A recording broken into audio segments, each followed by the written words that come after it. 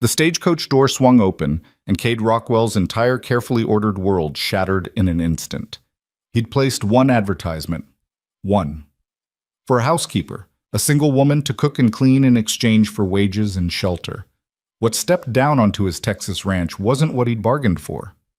Violet Sloan emerged first, mud-splattered and exhausted, her dark eyes holding secrets he couldn't yet name.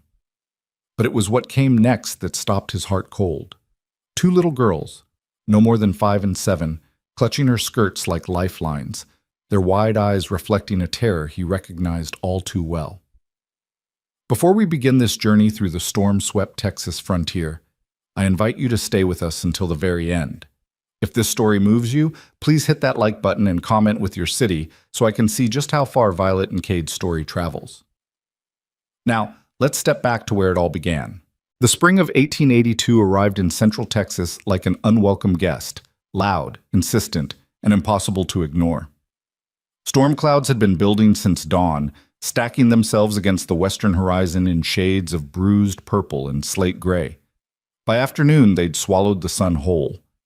Cade Rockwell stood on the wide porch of his ranch house, one shoulder propped against a rough-hewn post, watching the distant road with the patient intensity of a man accustomed to solitude. The wind carried the smell of rain and cedar, whipping his dark hair across his forehead. He didn't bother pushing it back.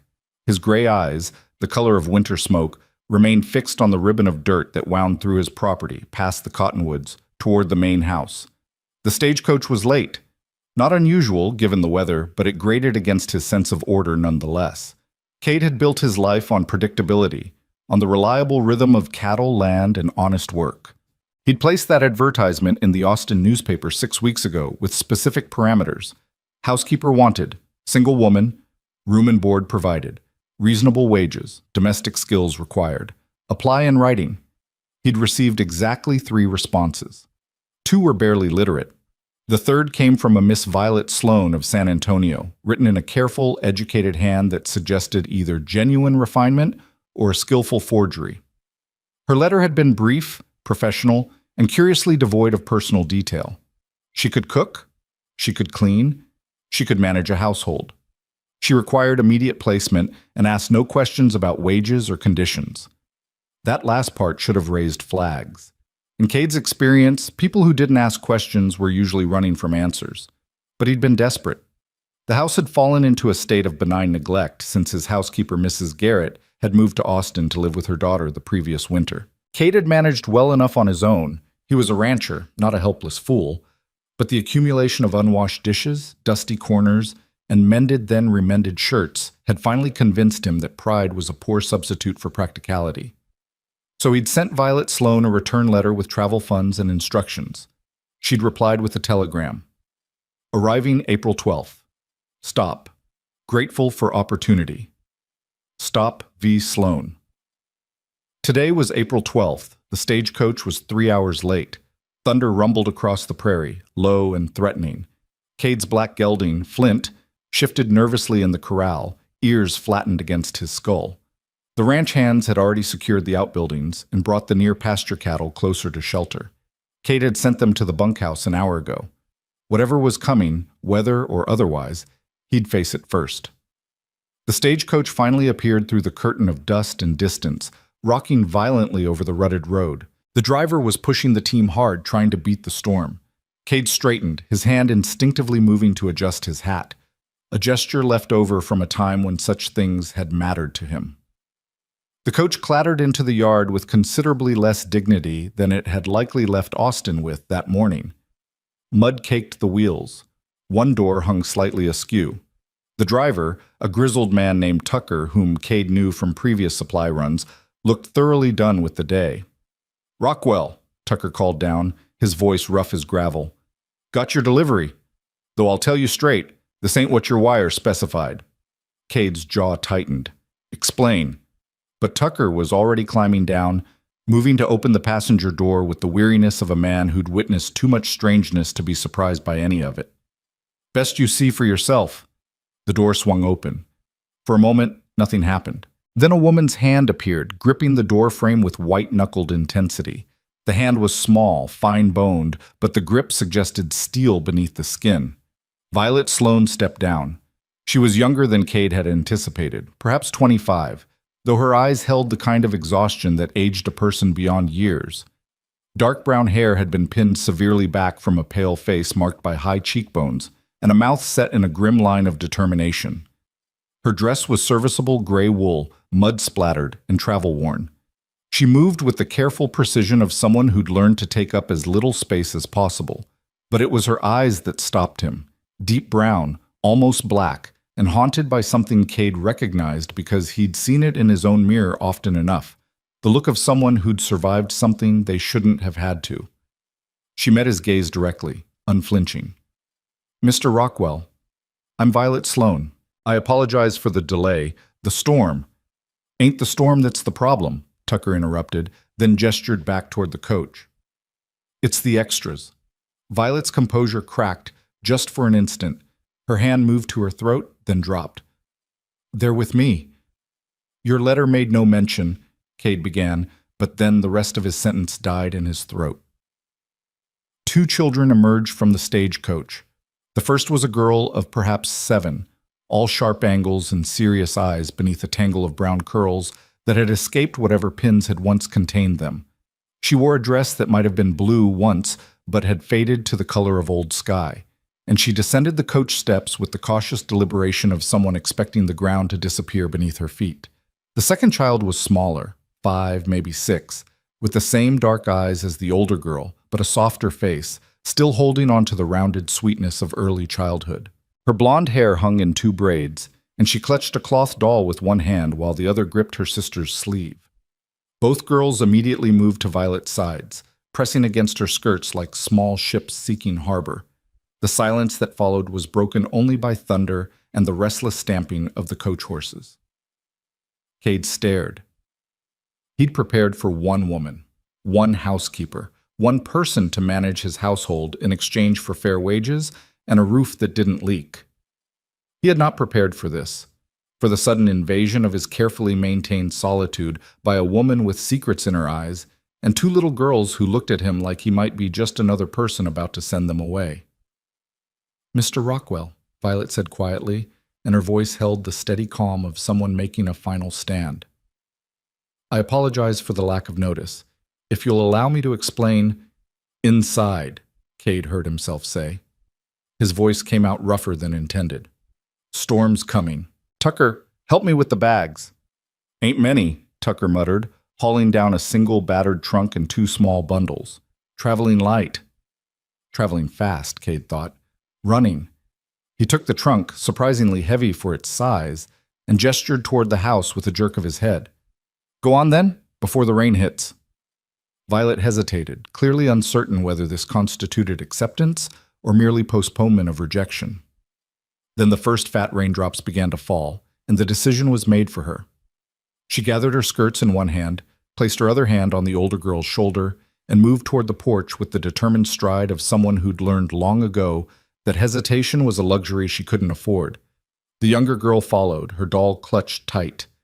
The older girl cast one long, measuring look at Cade, assessing him, filing away information, already calculating risks, before she too climbed the steps. By the time they reached the porch, the sky had opened completely. Rain hammered down in sheets, turning the yard to mud, and the distant prairie to a gray smudge of water and wind. Lightning split the darkness, followed immediately by thunder so loud the house timbers groaned. The younger girl whimpered and pressed closer to Violet. Cade shouldered open the front door and stood aside. In. The interior of the house was dim, cool, and exactly as he'd left it that morning. Functional, clean enough, but bearing the unmistakable mark of a man living alone. The main room served as kitchen, dining area, and sitting space all at once, with a large stone fireplace dominating one wall and a heavy wooden table in the center. 2 doors led off to bedrooms. A third led to what had once been his mother's sewing room, but now held only dust and memories. Violet stepped inside, water dripping from her hem. The girls followed, their eyes huge as they took in their surroundings. Cade noticed the older one's gaze went immediately to the exits, the front door, the back door visible through the kitchen, the windows. Calculating escape routes. He knew that habit. He'd developed it himself long ago. Tucker deposited the trunk with a grunt, tipped his hat to Violet, a gesture of respect that spoke well of the woman, if Tucker considered her due courtesy, and ducked back out into the storm. "Good luck, Rockwell," he called over the rain. "You're gonna need it." Then the door closed, and Cade was alone with three strangers in a house that had been silent for so long he'd forgotten how small it became when filled with other people. Violet drew herself up straighter, which was impressive considering she couldn't have stood more than 5 feet 4 inches in her boots. "Mr. Rockwell, I owe you honesty. When I applied for this position, I was unaware that circumstances would require me to bring my—" She hesitated, the pause so brief Cade almost missed it. "My charges with me. If my presence is unacceptable under these conditions, I understand. But I would ask that you allow us to shelter here until the storm passes and the next stage arrives. I have funds enough for our return fare." She had a good voice, Cade noted distantly. Educated. Eastern, maybe, or at least schooled somewhere that cared about such things. It didn't match the desperation he'd sensed in her letters. "Their names," he said. Violet blinked. "I'm sorry?" "The girls. They have names, I assume." "Oh." Something flickered across her face. Relief, perhaps, that he hadn't immediately ordered them back into the storm. She placed a hand on the older girl's shoulder. "This is Poppy, and this—" Her hand moved to the younger child's head, a gesture so naturally protective it spoke of long habit, "is May." "Poppy and May," Cade repeated. The names hung in the air, making the children real in a way that simple observation hadn't. "They yours?" Another hesitation. "They're in my care." Which wasn't an answer, but Cade let it lie. He had plenty of his own questions he didn't care to answer. He moved past them to the fireplace, kneeling to build up the fire that had been banked low since morning. The kindling caught quickly, and soon flames were licking up around the larger logs, casting warm light across the room. The girls inched closer to the heat, though they kept Violet between themselves and Cade like a human shield. "You're soaked through," Cade said, still not looking at them. "There's a bedroom through that door. Used to be my mother's. Should be linens in the chest, quilts on the bed. Get yourselves dry. I'll see about supper." "Mr. Rockwell," Violet began. "We'll talk after you're dry and fed," Cade interrupted. "Go on." For a moment he thought she might argue. But then the younger girl, May, sneezed, a tiny wet sound that seemed to tip the balance. Violet nodded once, gathered the girls, and retreated to the bedroom. The door closed softly behind them. Cade remained by the fire, listening to the storm rage outside and the quiet murmur of voices from the other room. He could make out Violet's low tones, reassuring, and the higher, uncertain responses of the children. What the hell had he gotten himself into? He rose, moved to the kitchen, and began pulling out supplies for a simple meal. Beans, cornbread, salt pork. Not fancy, but hot and filling. As he worked, his mind turned over the problem with the methodical precision he applied to everything else in his life. Facts. Violet Sloan had traveled from San Antonio with 2 children she claimed were in her care. She'd been intentionally vague in her correspondence. She had funds enough to pay return fare, which suggested she wasn't destitute. But if that were true, why apply for a housekeeping position on a remote ranch in the middle of nowhere? She was running. The question was from what? The bedroom door opened. Violet emerged first, changed into a simple brown dress that was dry but no less worn than the first. She'd unpinned her hair and rebraided it into a long plait over one shoulder. Without the severe styling, she looked younger, softer, still wary, but less like a woman about to bolt. Poppy and May followed, also in dry clothes, faded cotton dresses that spoke of careful mending and meager circumstances. May still clutched her doll. Poppy's hand rested on her sister's shoulder in unconscious mimicry of Violet's earlier gesture. "Sit," Cade said, nodding toward the table. "Food's almost ready." They sat. The girls perched on the edge of their chairs like birds ready to take flight. Violet folded her hands in her lap with the composed stillness of someone who'd learned to wait. Cade served the meal in silence, ladling beans onto tin plates, adding chunks of cornbread still warm from the Dutch oven. He poured milk for the girls, fresh that morning from his neighbor's dairy cow, and coffee for himself and Violet. Black, strong, the way he preferred it. May stared at her plate as if unsure whether she was allowed to eat. Poppy looked to Violet, who nodded once. Only then did the children pick up their spoons. They ate with the focused intensity of people who'd known hunger. Not the comfortable, temporary hunger of missing a meal, but the deeper kind. The kind that taught you to never waste food, never take fullness for granted, never assume there would be more tomorrow. Cade knew that hunger too.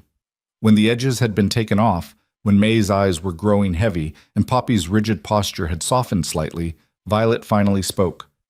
"You're owed an explanation, Snasin." "I'm owed honesty," Cade corrected. "You can keep your explanations if you like. But if you're staying, even temporarily, I need to know whether someone's going to come looking for these girls. Whether there's trouble following you." Violet's hands tightened around her coffee cup. For a long moment she said nothing, and Cade thought she might refuse to answer. Then she lifted her eyes to his, and the weight of what he saw there made something in his chest tighten unexpectedly. "No one is looking for them," she said quietly. "Not anymore. They have nowhere else to go. And neither do I." The words hung in the air, simple and devastating. "Their parents?" Cade asked. "Dead. Both of them. There's no other family willing to take them." May's eyes filled with tears, though she made no sound. Poppy put an arm around her sister and glared at Cade with sudden fierceness, as if daring him to say something that would hurt May further. "Then why the secrecy?" Cade pressed, keeping his voice level. "Why not mention them in your letter?" "Because every position I've applied for in the past 6 months has rejected me the moment they learned I came with children," Violet said. There was no self-pity in her voice, only tired pragmatism. "I thought perhaps if I could prove myself capable first, demonstrate that I could manage the work, that you might be willing to reconsider." "That's a hell of an assumption." "It was the only option I had left, Mr. Rockwell. I've exhausted every other avenue, every charity home, every aid society, every possible placement. No one wants 2 girls with no inheritance and no connections. And I will not," her voice sharpened with sudden steel, "I will not see them separated or sent to some workhouse where they'll be treated as nothing more than free labor." May had begun to cry silently, tears sliding down her round cheeks. Poppy's arm tightened around her sister, and she continued to stare at Cade with that unsettling mixture of fear and defiance. Cade set down his coffee cup with deliberate care. "How old are you, Poppy?" The girl blinked, surprised to be addressed directly. "7, sir." "May's 5. "And you can read?" A cautious nod. "Yes, sir. Violet taught us." "Can you both work?" "Age-appropriate work," he clarified, seeing Violet stiffen. "Collecting eggs, feeding chickens, simple mending, not heavy labor." Poppy's chin lifted. "We can work. We're not useless." "Didn't say you were." Cade turned his attention back to Violet. "What happened to their parents?" "Fever. Last winter. It took their mother first, then their father 3 days later." Violet's voice remained steady, but her knuckles had gone white around her cup. "I was their mother's companion. When she fell ill, I cared for her. When she died, I promised I would look after the girls. Their father, he wasn't well, even before the fever. When he died too, there was nothing left, no money, no property. The landlord sold what little they had to cover back rent. We've been living on the small savings I'd managed to set aside and what I could earn taking in mending." 6 months, Cade said slowly. "You've been caring for them for 6 months on nothing but savings and mending work." "Yes. And you're, what, 25? 26? 24. 24 years old, and she'd taken on the full responsibility of 2 orphan children with no legal obligation, no support, and no resources. Either Violet Sloane was a saint or a fool. Cade strongly suspected she was neither. Outside, the storm was beginning to ease, the thunder growing distant. Rain still fell, but softer now, a steady drumbeat rather than a deluge. The fire crackled. May's tears had slowed, and she'd begun to nod against her sister's shoulder. Cade stood, and all 3 of them tensed immediately.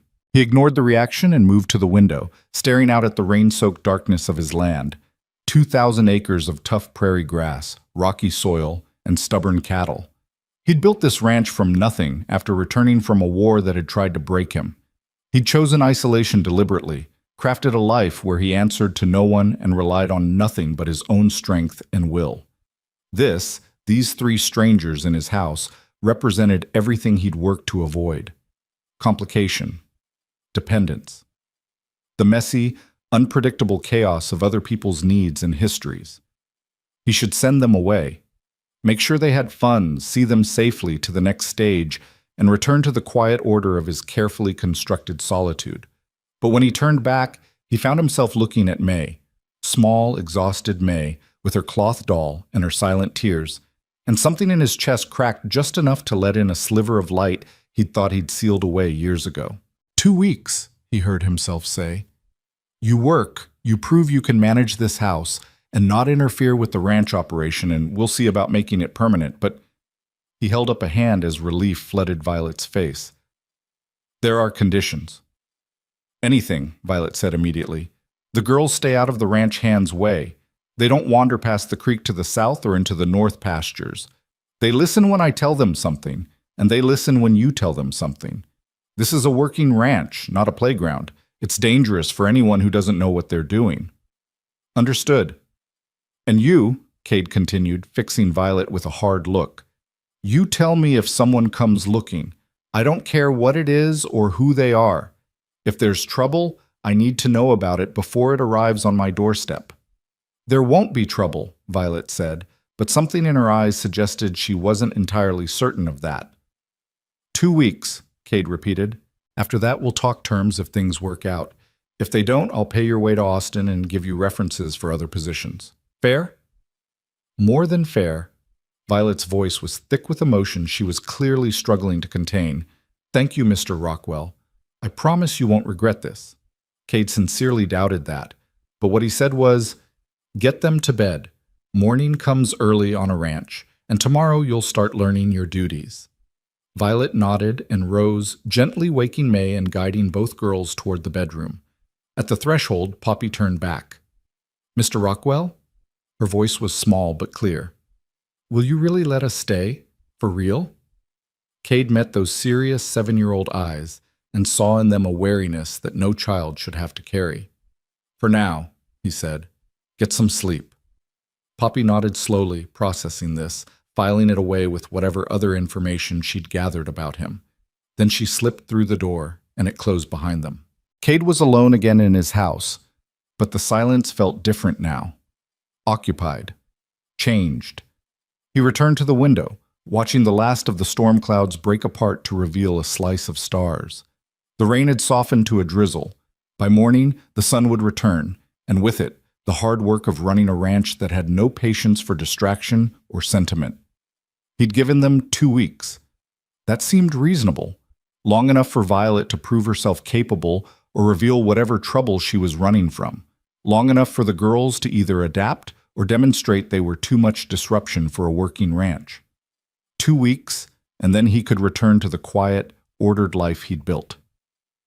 But as Cade banked the fire and prepared for bed, he couldn't shake the image of May's tears, or Poppy's protective fierceness, or Violet's exhausted determination.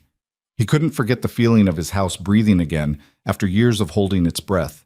And somewhere in the deepest part of himself, the part he'd tried to bury along with everything else he'd lost, Cade Rockwell recognized the uncomfortable truth. His carefully constructed isolation had just taken its first real hit. The next 2 weeks were going to be considerably more complicated than he'd anticipated. Morning came with the relentless brightness peculiar to Texas after a storm. Cade woke before dawn, as always, to the sound of roosters and the restless lowing of cattle in the near pasture. He dressed quickly in the dark, work shirt, worn denims, boots that had seen 10 years of hard use, and emerged from his bedroom to find the main room empty and the house still silent. Good. He needed coffee and solitude before facing whatever this day was going to bring. But when he reached the kitchen, he found Violet already there. She stood at the stove with her back to him, still in her nightgown and wrapper, her long braid hanging down her back. She'd built up the fire and had coffee brewing. He could smell it, dark and strong. Her movements were efficient, practiced, those of someone who'd run a household before. "You're up early," Cade said. Violet jumped, spinning around with one hand pressed to her chest. "Mr. Rockwell, I didn't hear you. I'm sorry. I should have asked before using your kitchen." "It's fine." He moved past her to pour himself coffee, noting the slight tremor in her hands as she stepped aside. Still skittish, still ready to apologize for existing. "If you're making breakfast, there's eggs in the cold box and bacon in the larder." "I found them, thank you." She hesitated, then added quietly, "The girls are still sleeping. They were exhausted." "Let them rest then. Plenty of time to establish routines." Cade took his coffee to the table and sat, watching her work. She moved well in a kitchen, he'd give her that. No wasted motion, no fumbling with unfamiliar tools. She found the cast iron skillet, the spatula, the plates, all without having to search. "You've done this before," he observed. "Run a household." "I grew up in one that valued such skills." Violet cracked eggs into the pan with practiced ease. "And I worked as a companion for several years. Household management was part of my duties." "Where?" "San Antonio, most recently. Before that, Houston." "You're from Texas then?" A slight pause. "No, I came here 5 years ago." "From?" "Virginia." The word came out clipped, final, a door closing on further questions. Cade let it drop. He'd get the full story eventually, or he wouldn't. Either way, pushing now would only make her more defensive. They ate breakfast in companionable silence, broken only by the sizzle of bacon and the scrape of forks on tin plates. Violet had set aside portions for the girls, covering them with a cloth to keep them warm. She ate quickly, efficiently, like someone accustomed to taking meals standing or on the run. "I'll need to show you the house properly," Cade said when they'd finished. "Where things are kept, what needs doing. The garden's been neglected, hasn't been tended since Mrs. Garrett left. If you've got any skill with growing things, that'd be useful come summer." "I can manage a garden." "Washing's done on Mondays and Thursdays. There's a line out back and a good wash tub in the shed. Water comes from the well. It's clean, cold, and reliable. Don't ever let it get low without telling me." Violet nodded, committing this to memory. "The hands eat in the bunkhouse mostly, but sometimes they'll come up for Sunday dinner if we're doing something special. There's 5 of them: Jed, Marcus, Tom, Billy, and Sam. They're good men, work hard, no trouble. They know to keep respectful around women." "And the ranch work?" "What should I know about your schedule?" "I'm up before dawn, out until midday unless there's trouble. Back for dinner at 1, then out again until dark. Cattle need checking, fences need mending, horses need training. Spring's calving season, so I'll be spending more time in the far pastures." He paused. "I'll need packed meals some days." "Can you manage that?" "Of course." "Then we'll start there." Cade rose, carrying his plate to the wash basin. "Get the girls fed and dressed. I'll show you around the property after morning chores. But there's one thing you should understand right now." Violet turned to face him, her expression guarded. "This ranch runs on a schedule," Cade said quietly. "Cattle don't care about convenience or comfort. Weather doesn't ask permission. Things break, animals get sick, problems arise without warning. I need to know you can handle that you won't fall apart if something goes wrong or if I'm not here to solve every little crisis." "I won't fall apart, Mr. Rockwell." "See that you don't."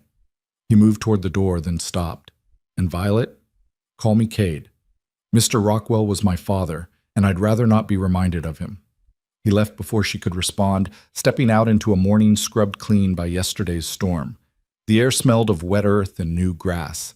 Puddles reflected the brightening sky. In the distance, his hands were already moving among the cattle, checking for storm damage or injury. This was his world, solid, predictable, manageable.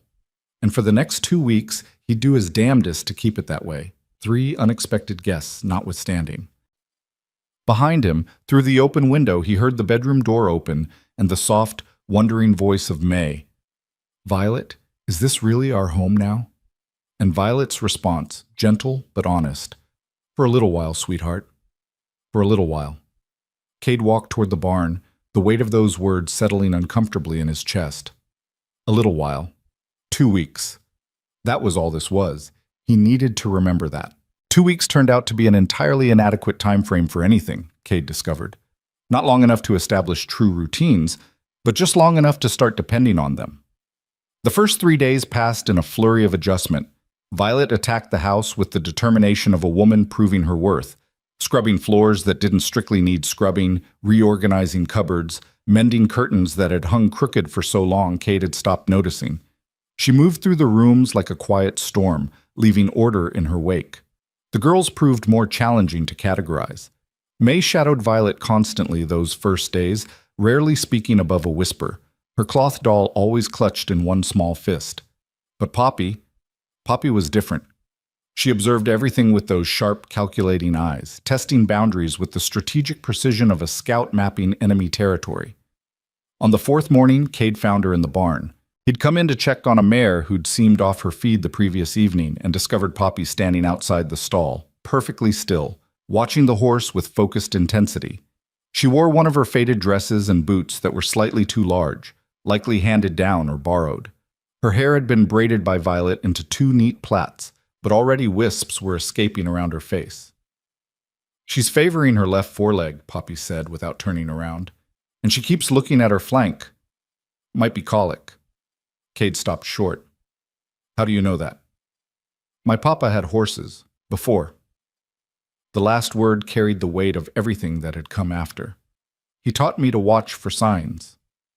Cade moved to the stall, running his hand along the mare's neck. She was warm, restless, and yes, definitely favoring that leg. "Your papa taught you well. He said horses can't tell you when something hurts, so you have to learn their language." Poppy finally turned to look at him. "Will she be all right?" "If it's colic, we caught it early. I'll walk her, keep her moving, watch for the next few hours." He paused, considering. "You can help, if Violet doesn't need you." Something shifted in Poppy's expression, not quite a smile, but a softening of that perpetual wariness. "I'd like that." So Cade found himself walking circles in the paddock with a 7-year-old girl and a colicky mare, explaining the signs to watch for, the treatments that worked, the delicate balance of knowing when to call the veterinarian from town and when to trust your own judgment. Poppy absorbed it all with the intensity of someone starving for knowledge, asking questions that showed she actually understood what he was telling her. "Why'd you choose ranching?" she asked after they'd been walking for an hour. The mare was looking better, less agitated, more willing to graze. "Seemed like honest work," Cade said, "and I like the quiet." "Do you still like it?" "The quiet, I mean, now that we're here." It was a surprisingly perceptive question from someone so young. Cade glanced down at her. "Jury's still out." Poppy nodded solemnly as if this was exactly the answer she'd expected. "Violet says we have to be very good, that we can't mess this up because there's nowhere else to go." "Your sister know you're worried about that?" "May doesn't worry about things the same way I do. She just gets sad." Poppy's hand moved to the mare's neck, stroking the smooth coat with surprising gentleness. "I have to worry enough for both of us." "That's a heavy load for someone your size." "Someone's got to carry it." She said it matter-of-factly, without self-pity, and Cade recognized that tone too. The voice of someone who'd learned too young that survival required sacrifice. They walked in silence for a while longer. The sun climbed higher, warming the cool morning air. From the house, Cade could hear the faint sounds of Violet working, the rhythmic thump of rugs being beaten, the splash of water from the pump. May's higher voice called something he couldn't make out, and Violet's response came low and reassuring. "Mr. Rockwell?" Poppy said quietly. "Cade, Violet said we should call you Cade." "That's right. Are you going to send us away? After the 2 weeks?" Cade stopped walking. The mare, sensing the change, stopped too and lowered her head to crop at the grass. The question hung in the air between them, and Cade understood that whatever he said next would matter, would be remembered and measured against all future actions. "I haven't decided yet," he said honestly, "but I'll tell you this. If you do have to leave, it won't be because you weren't good enough or didn't work hard enough. It'll be because this ranch isn't the right place for you. Sometimes things don't work out, and it's nobody's fault." Poppy studied him for a long moment, weighing his words against some internal measure. Then she nodded once, accepting this, and resumed walking. "That's fair, I guess." Fair. Such a simple word for such a complicated concept. But Cade supposed that for a child who'd lost everything, fairness was probably the most she dared hope for. By the time they returned the mare to her stall, recovered, calm, no longer showing signs of distress. The morning had burned away into afternoon. Cade's stomach was reminding him loudly that he'd missed his usual midday meal, and Poppy had begun to drag her feet with exhaustion. They found Violet on the back porch, hanging laundry on the line strung between two posts. Sheets billowed in the breeze like white sails. May sat nearby on the steps, carefully sorting clothespins by size, a task that clearly had more to do with keeping her occupied than any practical purpose. "There you are," Violet said, relief evident in her voice. "I was beginning to worry." "Mare had colic," Kate explained. "Poppy helped walk her through it." Violet's eyebrows rose. "Did she?" "She knows horses. Her father taught her." Something flickered across Violet's face. Grief, perhaps, or memory. "Yes, he did." She smoothed her hands down her apron, a nervous gesture. "I've kept your dinner warm. And Poppy, you need to wash up before you eat. You're covered in horse." Poppy looked down at herself, seeming to notice for the first time the dust and hay clinging to her dress. "Oh." "Go on," Violet said gently. "May will help you. Won't you, sweetheart?" May nodded and scrambled to her feet, taking her sister's hand. The two of them disappeared into the house, leaving Cade and Violet alone among the flapping sheets. "Thank you," Violet said quietly, "for letting her help. She needs to feel useful." "She was useful," Cade said. "Girl's got a good eye. Spotted the problem before I did. Her father would have been proud." Violet reached for another wet sheet, shaking it out with practiced efficiency. "He was a good man, gentle, kind. The fever took him so quickly." Her voice caught, and she stopped, pressing her lips together hard. Cade should have gone inside. Should have left her to her grief and her laundry and the privacy of her thoughts. But something kept him rooted there, watching the way the sunlight caught in her dark braid, the way her hands moved with such careful control, as if she was afraid that stopping would mean falling apart entirely. "How long were you with their family?" he asked. 3 years. I was hired as a companion to their mother. She had a weak constitution, needed someone to manage the household, help with the girls. Their father was often away on business. Violet clipped the sheet to the line with more force than necessary. "When she fell ill, I did everything I could. It wasn't enough. Fever's not something you can fight with determination. I know that. Rationally, I know that. But she made me promise, at the end, when she knew she wasn't going to survive, she made me promise I'd look after them. Both of them. And then their father died, and suddenly I was all they had. And I had no legal right to them. No money. No plan." She broke off, jaw clenched. "I'm sorry. You don't need to hear this." "Didn't say I didn't want to." Violet looked at him then, really looked at him, and Cade saw her reassessing him in real time, adjusting whatever assumptions she'd made based on his rough exterior and solitary life. "Why did you let us stay?" she asked. "The truth, Cade. You could have sent us away that first night." "Maybe I'm curious to see if you'll actually make it 2 weeks," he said, deflecting. "That's not an answer." "It's the only one I've got right now." He moved toward the door, then paused. "The mare's name is Dancer. If Poppy wants to check on her later, that'd be fine. Girl should know her patient recovered." He left Violet standing among the sheets, her expression unreadable, and went inside to the dinner she'd kept warm. The house smelled of bread and stewed meat, and something he couldn't quite name, something that felt dangerously close to home. The days developed a rhythm after that. Cade woke before dawn and found Violet already in the kitchen, coffee brewing, breakfast in progress. The girls would emerge sleepy-eyed and quiet, eating quickly before beginning whatever tasks Violet had assigned them. Poppy took to following Cade around the ranch when her chores were finished, absorbing everything he told her about cattle, horses, land management, weather signs. May stayed closer to home, helping Violet in the garden that was slowly coming back to life under determined care.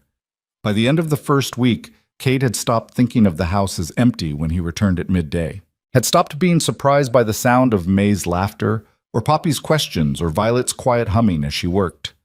The hands noticed too. Jed commented that the ranch felt livelier, and even Gruff Sam admitted it was nice to smell fresh bread when the wind blew right. On Sunday, Violet prepared a dinner that brought all 5 ranch hands up to the house with their hats in their hands and genuine gratitude in their eyes. She'd made pot roast with vegetables from the newly revived garden, fresh rolls, and a dried apple pie that made Billy declare he'd died and gone to heaven. The men were respectful, careful not to curse, patient when May shyly offered them more coffee with trembling hands. Cade watched from the head of the table, saying little, but noting everything. The way Violet moved through the room with quiet confidence, ensuring everyone had enough. The way Poppy sat up straighter when the hands complimented her help with the vegetables. The way May's smile grew wider each time someone thanked her. The way his house had stopped feeling like a place he simply existed and started feeling like something else entirely. After the hands returned to the bunkhouse, full and content, Cade helped Violet with the dishes, an offer that clearly surprised her. They worked in companionable silence, her washing, him drying, the girls playing quietly in the corner with a set of carved wooden animals that had been his as a boy. "We're past halfway through your trial," Violet said suddenly. "I suppose you'll be making your decision soon." Cade set down the plate he'd been drying. "And if I asked you to stay, permanently?" Violet's hand stilled in the wash water. "Are you asking?" "Considering it." "Why?" She turned to face him, soapy water dripping from her hands. "You've made it clear you value your solitude. We're the opposite of that. We're noise and complication and disruption. Why would you willingly choose that?" It was a fair question. Cade wasn't entirely sure he had a good answer. "Place needs a housekeeper," he said finally. "You're good at the work. The girls aren't as much trouble as I expected. Seems practical." "Practical." Violet's mouth twisted slightly.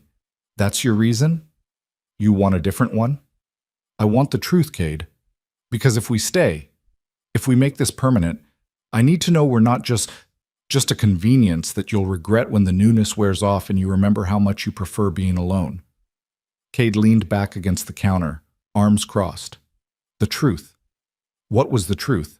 That he found himself listening for May's laughter during the day? That Poppy's questions made him think about the ranch in new ways? That Violet's presence had somehow made the silence less peaceful and more just? Lonely? "This place has been dead quiet for years," he said slowly. "Since before the war, really. After I came back, I thought that's what I wanted. No noise, no demands, no one needing anything from me. And it worked, for a while. But lately," he stopped, frustrated by his inability to articulate what he was feeling. "This house was built for a family. My parents raised 4 kids here. After they died, after my brothers and sister moved on, it's just been me. And I didn't realize how much that mattered until you 3 showed up and reminded me what it used to sound like." Violet stared at him, her eyes wide and dark in the lamplight. "That's the most I've heard you say at one time since we arrived. Don't get used to it." A small smile tugged at her mouth. "If we stay, and I'm not saying we will, not until you actually make a formal offer, but if we do, I need you to understand something. Those girls have lost everyone. They've been passed over, rejected, told their burdens. If we stay, they're going to start hoping, start believing this is real. And if you change your mind later, if you decide you were wrong and this was a mistake, it will break them in ways I'm not sure they can recover from." "I don't make offers I don't intend to keep," Cade said quietly. "If I ask you to stay, it's because I mean it." "Then ask me properly, not considering it or seems practical. Ask me like you mean it." Cade held her gaze, seeing the challenge there, the fierce protectiveness, the desperation she was trying so hard to hide. This woman who'd given up everything for 2 children who weren't even hers by blood, who'd traveled across Texas with nothing but determination and hope, who stood in his kitchen with soapy hands demanding that he be clear about his intentions. She deserved honesty. "Stay," he said. "All 3 of you, not as a trial, as permanent residents of this ranch. I'll pay fair wages, provide room and board, and make sure those girls have what they need. In return, you manage the house and let me teach Poppy about horses if she's interested. And when May's old enough, maybe she can help in the garden or with the chickens or whatever suits her. This doesn't have to be complicated, Violet. It can just be an arrangement that works for everyone." "An arrangement," Violet repeated softly. "What else would you call it?" She didn't answer immediately. Instead, she turned back to the dishes, her shoulders tense. I suppose I'd call it a second chance. For all of us. From the corner, May's voice piped up. Violet, can we stay? Please, can we stay? Neither adult had realized the girls were listening. Poppy stood now too, her expression carefully neutral, but her hands clenched tight at her sides. May clutched her doll, eyes huge with hope and fear in equal measure. Violet looked at Cade one more time, searching his face for something. Certainty, perhaps, or trustworthiness, or simple sincerity. Whatever she saw must have satisfied her because she nodded slowly. Yes, she said to the girls.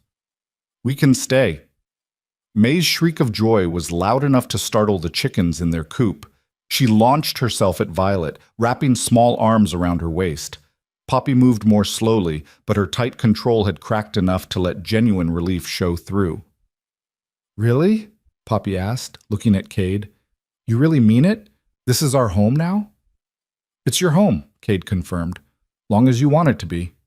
Poppy nodded, processing this, then did something unexpected. She crossed to Cade and stuck out her hand like she'd seen adults do. Thank you, sir. We won't let you down.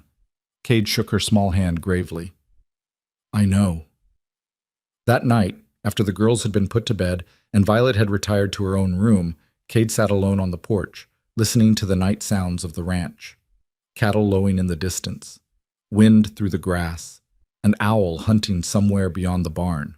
He just permanently altered the course of his carefully controlled life, taken on responsibility for 3 people who were basically strangers, committed himself to noise and complication and all the messy unpredictability he'd worked so hard to avoid.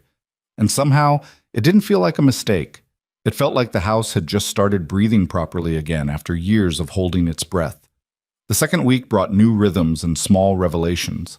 Poppy proved herself invaluable around the horses, having inherited not just her father's knowledge, but his gentle way with nervous animals.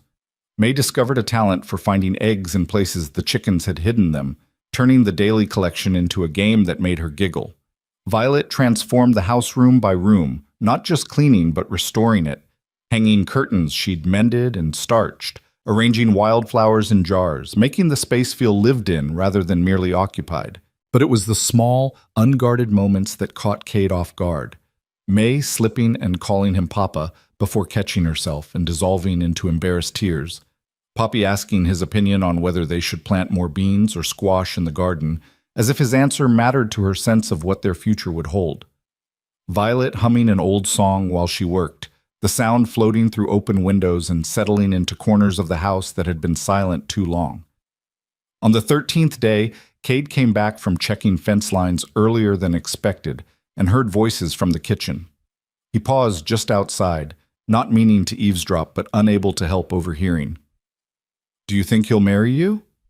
That was Poppy, blunt as always. What? No, Poppy, where did that idea come from? Violet sounded flustered. Jed said ranchers usually marry their housekeepers eventually. That it makes sense because they're already living together and working together. Jed should mind his own business, Violet said firmly. Mr. Rockwell, Cade, has been kind enough to offer us a home and employment. That's all this is. An employment arrangement. But don't you like him? May's voice this time, smaller, more tentative. A long pause. That's not relevant, sweetheart. But you do, Poppy pressed. I can tell.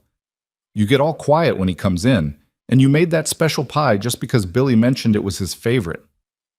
I made that pie because it's good manners to acknowledge your employer's preferences, Violet said, but her voice had gone tight. Now, both of you, enough of this speculation. Cade has given us a place when no one else would. The least we can do is respect his privacy and not make assumptions about his feelings or intentions. Cade retreated before he could hear more, his boots crunching deliberately loud on the gravel to announce his approach. By the time he entered the kitchen, all 3 were focused intently on their tasks. Violet kneading bread dough, the girls snapping green beans, though Poppy's ears had gone pink. Fences are good, Cade said, as if he'd heard nothing. But there's a spot by the creek that needs reinforcement. I'll take care of it tomorrow. Will you need a packed lunch? Violet asked, not meeting his eyes. Probably. It's a good hour's ride. I'll prepare it tonight. The conversation was painfully normal. almost aggressively so. May kept sneaking glances between the two adults, clearly trying to assess whether they'd somehow revealed the conversation Cade had absolutely not overheard. Poppy focused on her beans with unusual intensity. Later, after dinner, Cade found himself alone with Violet on the porch. She'd come out to shake the rugs, and he'd followed with his coffee, drawn by something he couldn't quite name. The evening was cooling down, the heat of the day giving way to that particular softness of spring twilight. "The girls settled?" he asked. "Reading. Poppy's teaching May from the primer I found in the trunk." Violet paused in her work, leaning against the porch rail. "They're good girls, Cade. I know they have their moments, May's nightmares, Poppy's stubbornness, but they're trying so hard." "I know. And I'm grateful. I want you to know that. This, what you've given us, it's more than I had any right to hope for." Cade sipped his coffee, choosing his words carefully. "You ever think about the future? What happens when they're grown?" Violet's hands tightened on the railing. "Every day. I think about making sure they have educations, opportunities, choices I never had. I think about May maybe teaching. She loves books, loves learning. And Poppy." She smiled slightly. "Poppy could run this ranch better than either of us by the time she's 16 if someone let her." "Someone meaning me?" "Someone meaning whoever owns it. I'm not assuming—" She stopped herself. "I'm just saying she has the mind for it, the instincts." "And you?" Cade asked quietly. "What about what you want?" Violet turned to look at him then, and in the fading light her eyes were very dark. "I want them safe. I want them happy. I want them to grow up knowing they're wanted, that they matter, that they have a place in this world." She paused. "I don't ask for more than that." "Maybe you should." The words hung between them, heavy with implications neither was quite ready to examine. Violet's breath caught, just slightly, and Cade saw the exact moment she decided to retreat behind propriety and practicality. "It's getting late," she said, straightening. "I should check on the girls. Thank you for—" She gestured vaguely at the porch, the ranch, everything. "Thank you."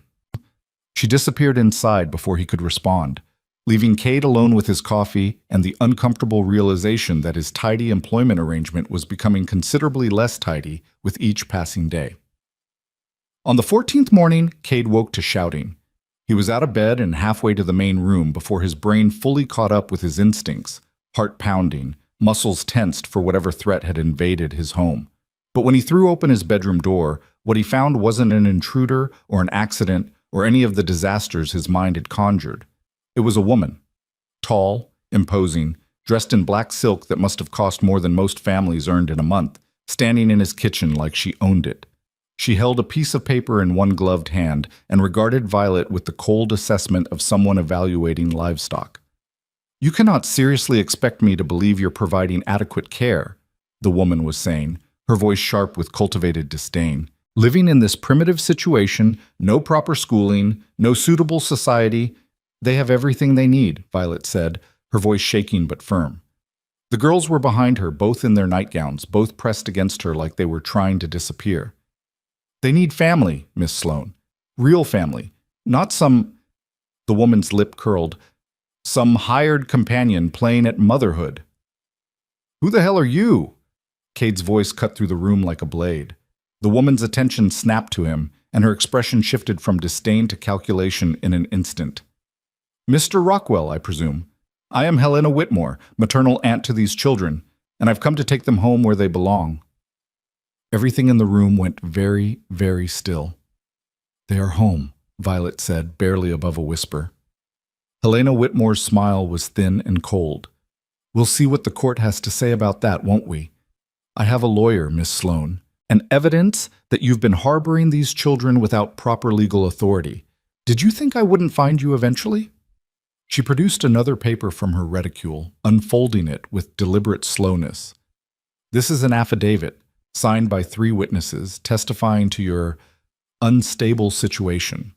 Moving from place to place, no permanent address, no means of support until quite recently. And there's the matter of your deception, telling everyone these children were yours when in fact—" her eyes gleamed with triumph. "They're not your daughters at all, are they, Miss Sloane? They're your half-sisters. Born to your father and his second wife after your mother's death. Half-sisters you appropriated after their parents' death, with no legal right whatsoever. The room spun. Cade's gaze snapped to Violet, who had gone white as death. That's not, Violet started, but her voice failed. It's all documented, Helena continued smoothly. Their parents' marriage certificate, birth records, your father's will, which made no provision for you, the illegitimate daughter he barely acknowledged. Tell me, Miss Sloane, what exactly gives you the right to determine these children's future when you're nothing but a bastard your father refused to claim? The word hit like a physical blow. May began to cry, silent tears streaming down her face. Poppy's jaw was clenched so tight, Cade thought her teeth might crack. Get out, Cade said, his voice deadly quiet. Get out of my house. Now. Helena turned her cold smile on him. This doesn't concern you, Mr. Rockwell. These children are blood relations, and I intend to see them properly placed. With me in a respectable household, not in this— She waved a hand dismissively at the house. This rough frontier situation with a woman of questionable morality and a man who thought he could buy himself a convenient family. I said get out. I'll be back, Mr. Rockwell, with the sheriff and proper documentation, and when I do return, those children will be leaving with me. Helena folded her papers with crisp efficiency and moved toward the door. She paused at the threshold, looking back at Violet with something that might have been pity if it weren't so thoroughly coated in contempt. You should have known better than to think you could keep them. Girls like you never get to keep anything. Then she was gone, her carriage rattling away down the drive, leaving destruction in her wake. The silence after her departure was absolute. May's tears had become sobs, muffled against Violet's nightgown. Poppy stood rigid, her face blank with shock. And Violet looked like every foundation she'd built her life on had just been revealed as sand. Violet, Cade began. Don't. She held up a shaking hand. Please, just don't. She gathered the girls and retreated to the bedroom, the door closing with a soft click that somehow felt louder than a slam. Cade stood alone in his kitchen, staring at the space where Helena Whitmore had stood, and felt the ground shifting beneath everything he'd thought he understood. Half-sisters. Legal challenges. A past Violet had never mentioned, and secrets that were apparently about to tear his household apart, just when it had started to feel like something worth keeping. He poured himself cold coffee from yesterday's pot and walked out onto the porch, needing air, needing space to think. The sun was just beginning to rise, painting the horizon in shades of rose and gold. His cattle were stirring in the near pasture. The ranch was waking up to another day of work that needed doing, regardless of whatever personal catastrophes were unfolding in the main house. But Cade couldn't focus on any of it. All he could see was the look on Violet's face when Helena Whitmore had called her a bastard. The way Poppy had gone still as stone. The sound of May's terrified sobs. And underneath it all, a growing anger, not at Violet for her deception, but at a world that would let a woman like Helena Whitmore walk into someone's home and threaten to destroy it with nothing more than legal papers and cruel words. Behind him, he heard the bedroom door open. Footsteps. Then Violet's voice, raw and broken. I should pack. We'll be gone by afternoon. I'm sorry, Cade. I'm so sorry. He turned to find her standing in the doorway, still in her nightgown and wrapper, her face blotchy with tears she'd tried to hide. The sight of her, this strong, determined woman who'd traveled across Texas on nothing but hope, now defeated by words and papers, ignited something fierce in Cade's chest.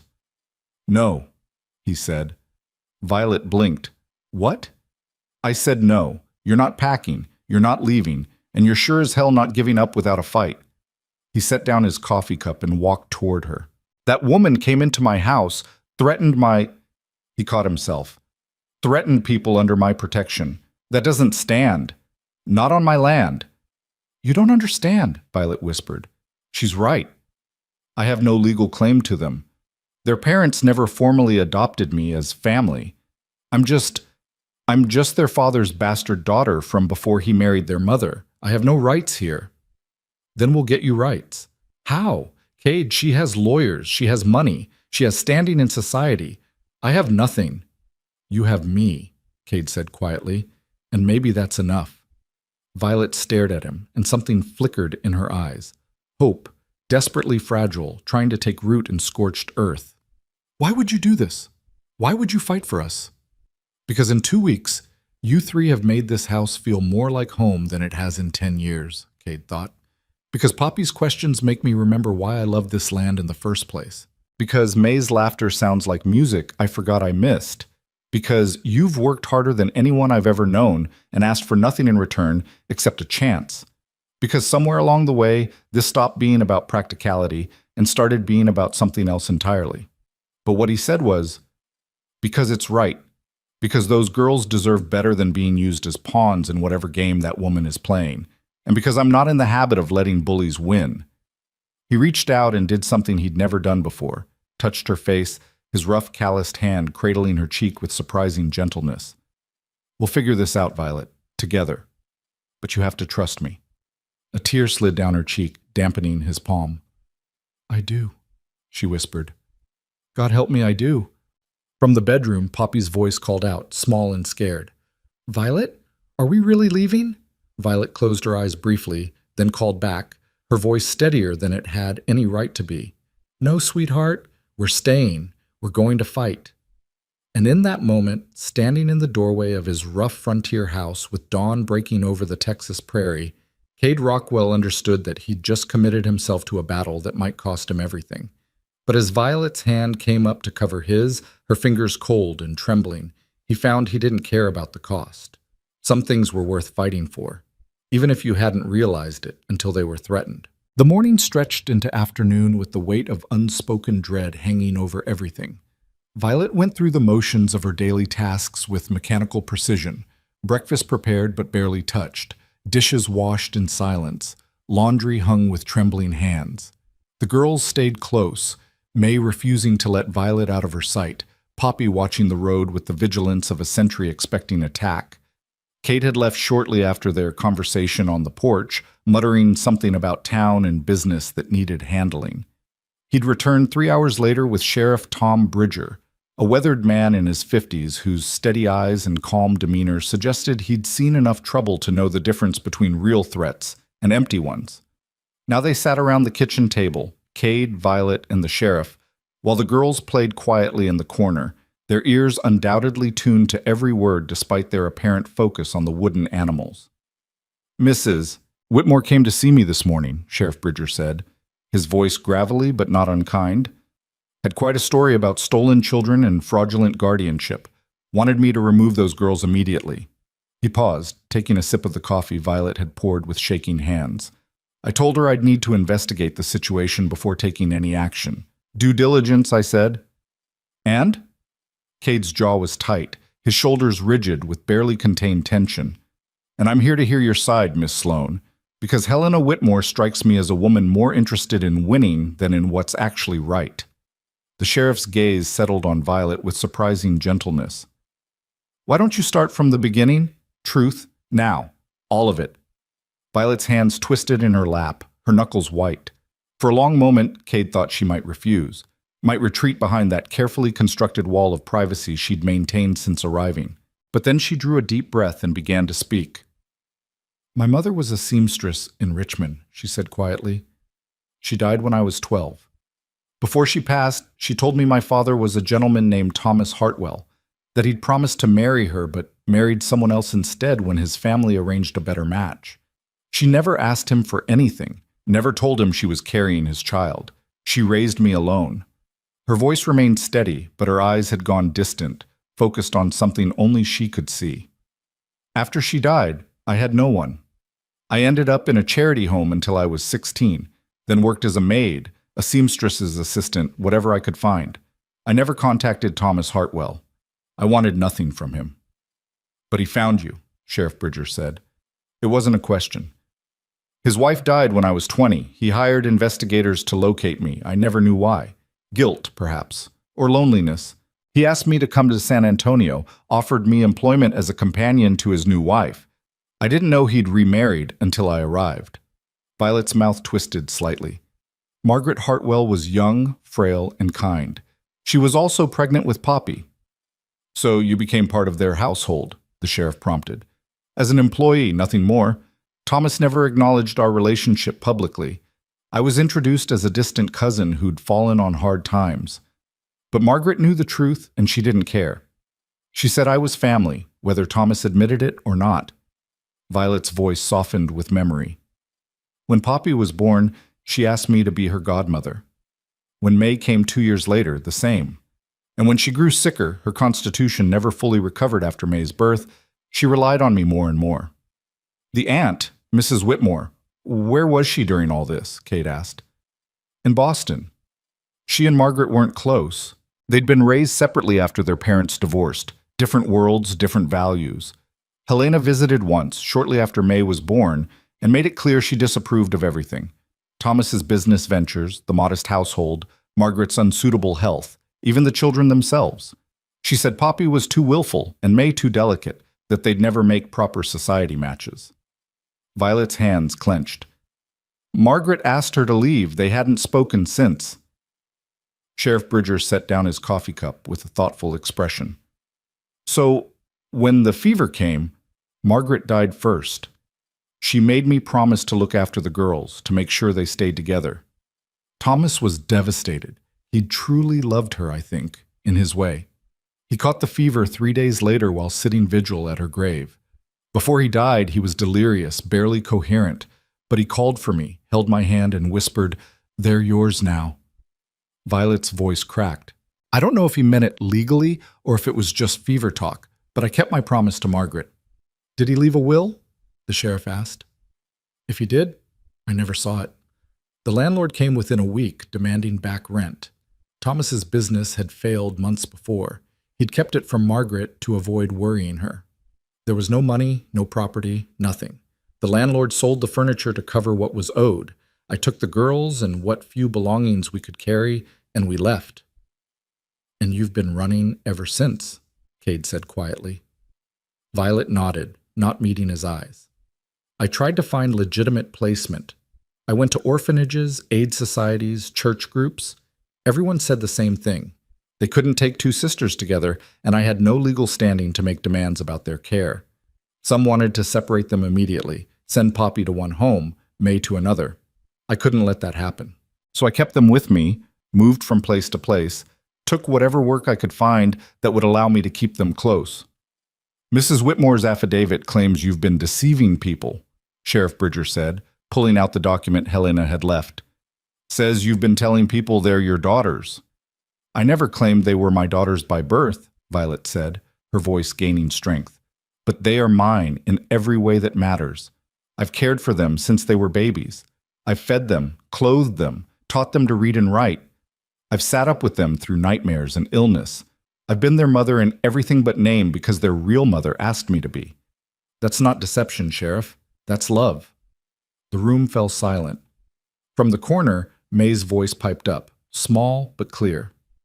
Violet is our mother. She's the only one we have. Poppy stood, moving to the table with her characteristic directness.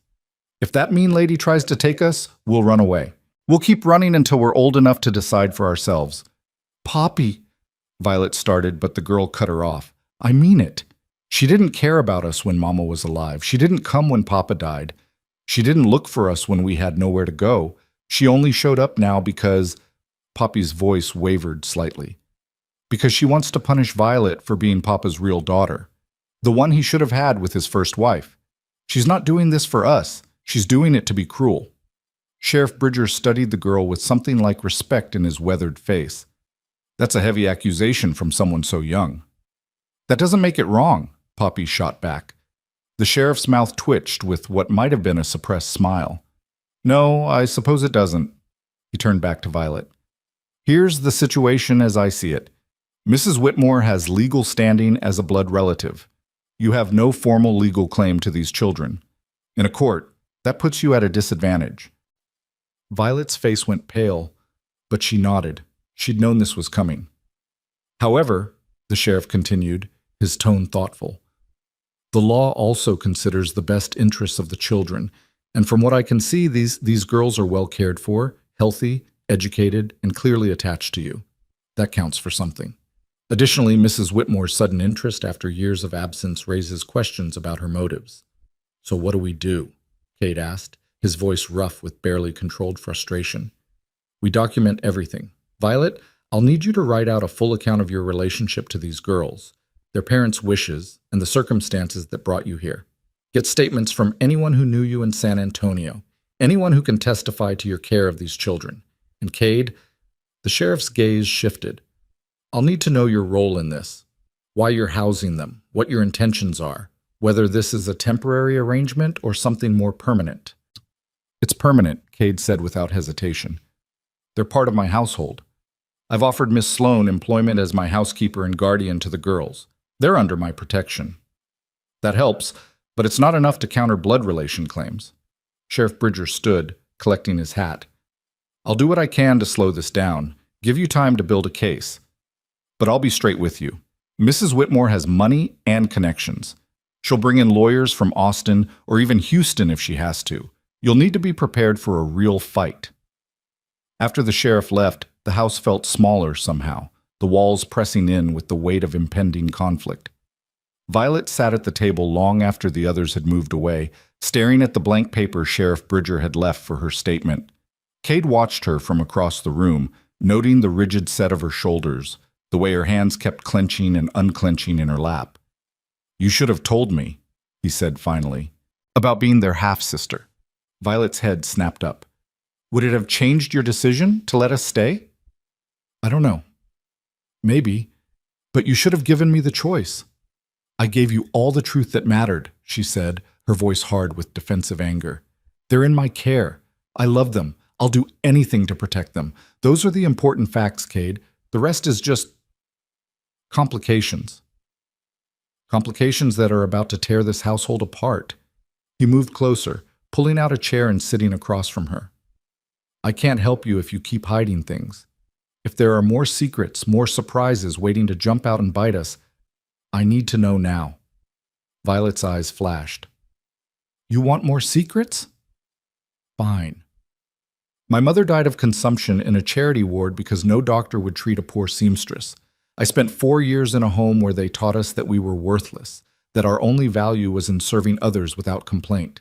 I watched Thomas Hartwell pretend I didn't exist in public while privately asking if I'd like a real family, as if he could erase 20 years of abandonment with employment and false kindness.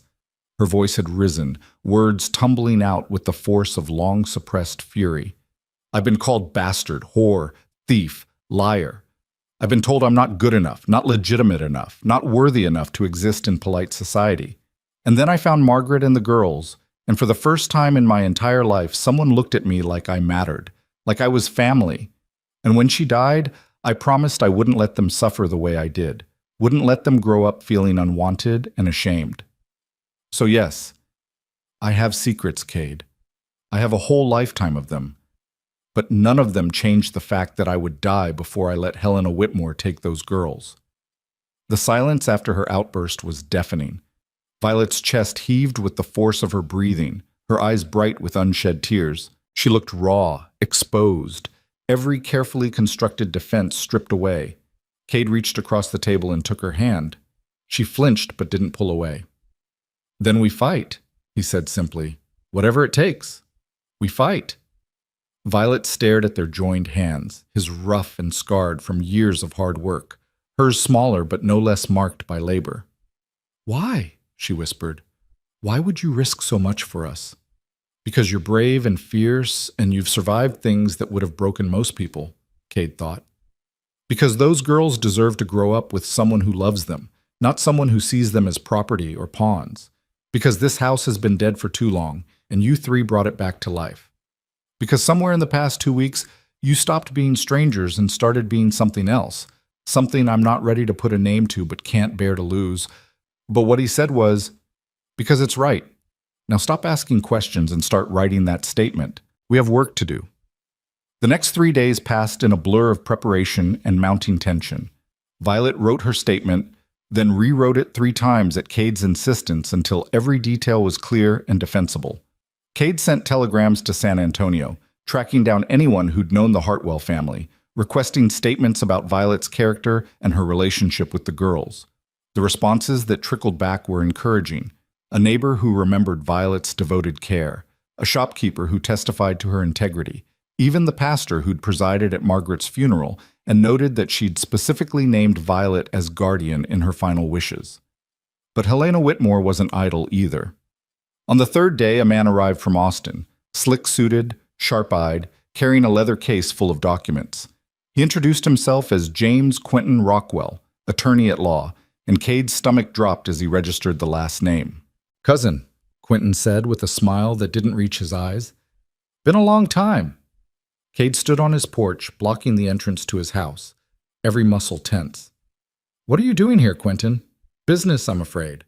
I represent Mrs. Helena Whitmore in a rather delicate family matter." Quentin's gaze drifted past Cade to where Violet stood visible through the doorway. "I believe you're harboring 2 minor children who legally belong in Mrs. Whitmore's custody. I'm here to facilitate their peaceful transfer and avoid any unpleasant legal complications." "They're not going anywhere," Cade said flatly. But Cade, you see, they must. Mrs. Whitmore has legal standing, blood relation, and the financial means to provide these children with advantages you," he gestured at the ranch with barely concealed contempt, "could never offer. Quality education, social connections, proper marriage prospects. Surely even you can see that a remote cattle ranch is no place for young girls of good breeding." "They're happy here," Violet said, stepping onto the porch. Her voice was steady, but Cade could see the tremor in her hands. "They're safe, cared for, and loved. That's more than Helena Whitmore can offer." Quentin's smile sharpened. "Miss Sloane, is it? Or should I say Miss Hartwell? Though I suppose you don't have legal claim to that name either, do you? Illegitimacy is such an unfortunate circumstance." He pulled papers from his case with theatrical precision. "I have here documentation of Mrs. Whitmore's blood relation to the children, character references from Boston's finest society members, and letters from 3 separate institutions willing to testify to your unsuitable living arrangements. I also have," he paused for effect, "evidence of fraud. You've been representing yourself as these children's mother, when in fact you have no legal connection to them whatsoever." "That, Miss Sloane, is kidnapping." "That's a damn lie," Cade growled. "Is it? Can you produce adoption papers, legal guardianship documents, any formal recognition of Miss Sloane's authority over these children?" Quentin's eyebrows rose in mock inquiry. "No, I thought not, which means every day she's kept them from their rightful family is another day of criminal activity." "Get off my land," Cade said, his voice dropping to a dangerous quiet. "I'll leave, cousin, but I'll be back with the sheriff and a court order, and when I return, those children will be leaving with me." Quentin tipped his hat to Violet with exaggerated courtesy. "Mrs. Whitmore is a generous woman, Miss Sloane. She's willing to forget this unpleasantness if you surrender the children voluntarily. She'll even provide you with a reference for future employment, though I'd suggest you seek positions that don't involve childcare." He climbed into his buggy, but before driving off, he turned back with an expression of calculated concern. "Oh, and Cade? You might want to have your property documents reviewed. I've been going through county records, and there seem to be some interesting irregularities regarding your water rights and mineral claims. Father's estate was never properly settled after his death, and as his nephew, I have certain legal interests that may need to be addressed. We should talk about that. Privately." Then he was gone, leaving a trail of dust and implied threats in his wake. Violet swayed slightly, and Cade caught her elbow to steady her. He can't actually charge me with kidnapping, can he?" "He can try. Whether it would stick is another matter." Cade's mind was racing, trying to process both threats at once. Quentin's interest in his land wasn't coincidental. His cousin had been sniffing around the ranch's borders for years, convinced there was money to be made from the mineral rights or water access. But this timing, connecting it to the custody battle, that was strategic. "He's going to use this against us," Violet said, her voice hollow. "He'll make me look like a criminal, make you look complicit, and the court will have no choice but to give the girls to Helena." "Not if we move first." Cade turned to her, an idea forming with reckless speed. "We need to change the situation. Make it harder for them to separate you from the girls." "How?" "We've already gathered statements, documented everything. That's not enough. We need to make you family, legally." He paused, letting the words settle between them. "We need to get married."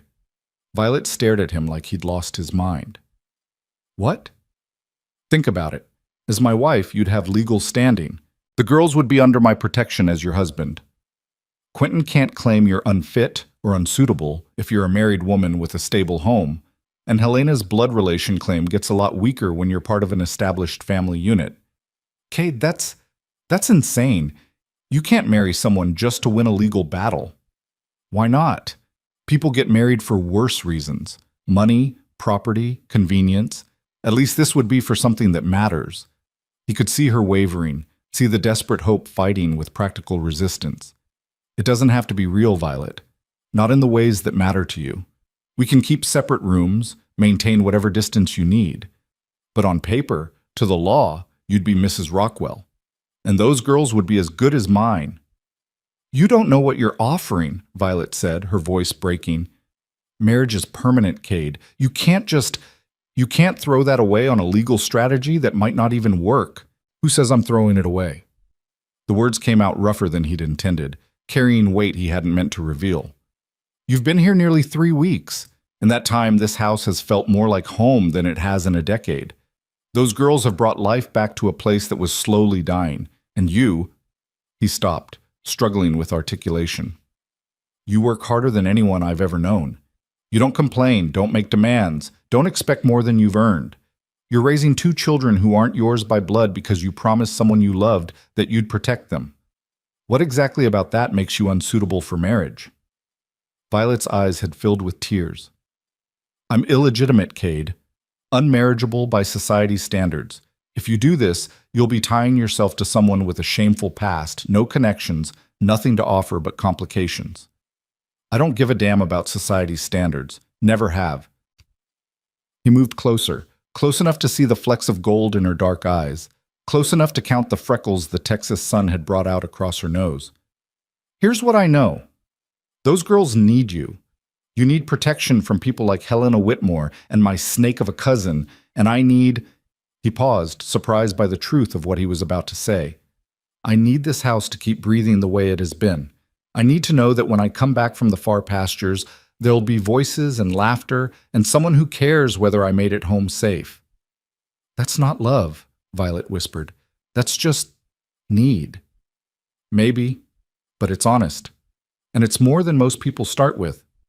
He took her hand again, feeling the calluses that matched his own. I'm not offering you romance, Violet. I'm not going to pretend I'm some kind of hero riding in to save you. But I can offer you partnership, respect, protection, a legal standing that Helena Whitmore can't easily break, and a home for those girls that nobody can take away. From inside the house, Poppy's voice called out, Violet, is everything all right?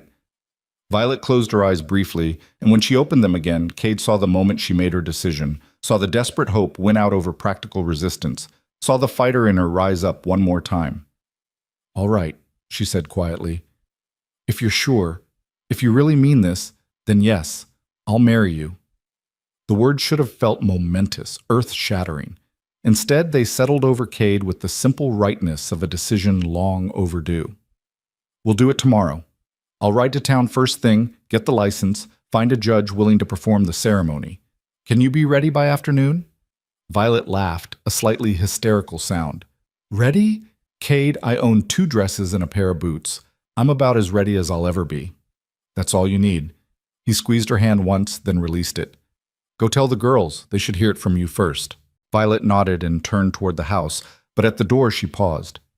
Cade, thank you for fighting for us. For this.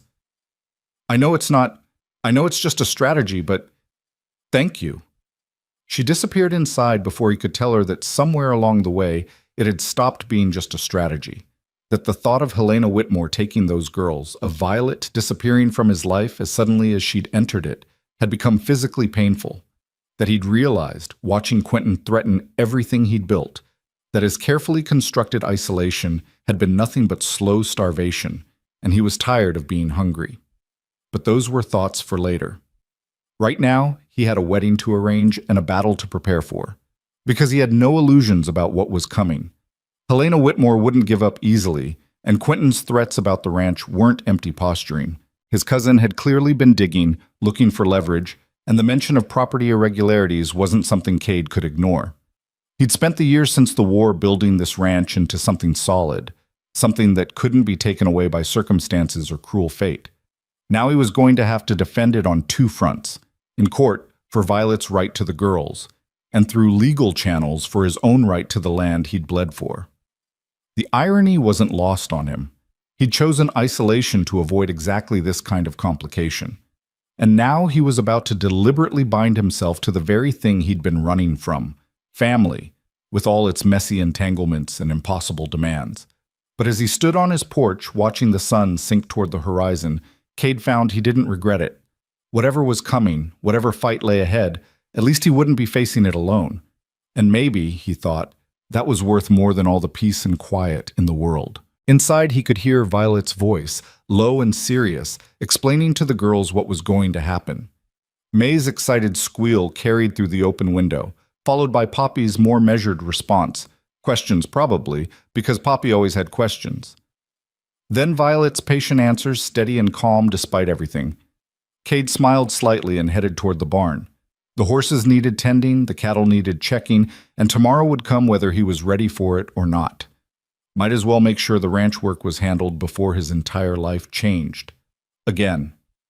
Though this time he suspected the change might actually be for the better, even if it terrified him more than anything had in years. The wedding, if it could be called that, took place in Judge Harrison's chambers at precisely 2 o'clock the following afternoon. Violet wore her best dress, the gray wool she'd arrived in, cleaned and pressed until it looked almost respectable.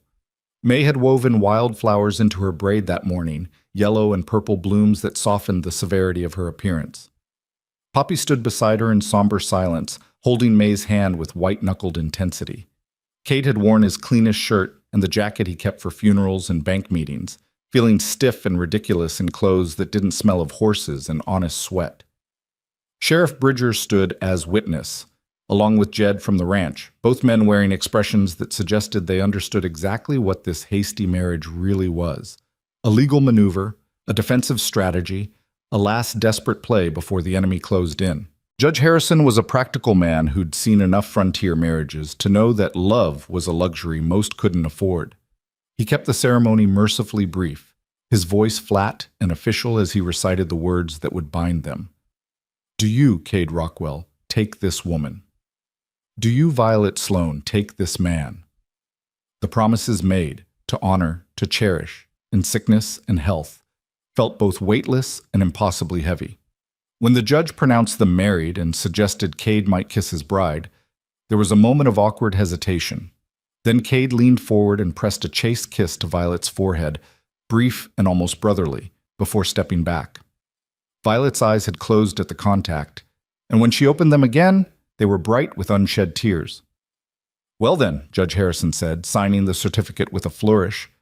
Mrs. Rockwell, you and your husband have my congratulations, and my prayers, considering the storm that's headed your way. So you've heard about Mrs. Whitmore's intentions? Cade asked. Hard not to. She's been making noise all over town, hiring that fancy lawyer, telling anyone who'll listen about the injustice of stolen children. The judge handed over the marriage certificate, properly witnessed and sealed. But this changes things. You're a married couple now, established household, respectable standing in the community. That counts for something in custody matters. Doesn't guarantee victory, but it counts. They left the courthouse as husband and wife, the certificate folded carefully in Cade's pocket like ammunition for the battle ahead. The girls climbed into the wagon bed, May chattering excitedly about how Violet was now Mrs. Rockwell. And didn't that sound grand, while Poppy remained quiet, her sharp eyes watching the adults with an understanding far beyond her years. The ride back to the ranch was subdued. Spring sunshine painted the prairie in shades of gold and green, wildflowers nodding in the breeze, but the beauty felt disconnected from the tension coiled in Cade's chest. Beside him, Violet sat ramrod straight, her hands folded in her lap, her new wedding ring, a simple gold band Cade had purchased that morning, catching the light. You didn't have to buy a ring, she said quietly, so the girls wouldn't hear. Yes, I did. People notice things like that. Helena's lawyers will be looking for any detail they can use to prove this marriage isn't legitimate. Is it? Violet turned to look at him, her expression unreadable. Legitimate, I mean. We stood before a judge and said words, but we both know why we did it. Does that count as real? Cade kept his eyes on the road, his hand steady on the reins. Real enough to hold up in court. That's all that matters right now. Right. Violet's voice had gone flat. That's all that matters. They completed the journey in silence, but Cade felt the weight of unspoken words pressing against his ribs. He'd meant what he said in the judge's chambers, the promises to honor and cherish, even if they'd been spoken as legal strategy. He just didn't know how to explain that to someone who'd spent her whole life being told she wasn't worth keeping. The ranch came into view, sturdy and solid against the endless Texas sky, and something in Cade's chest loosened slightly. This was home.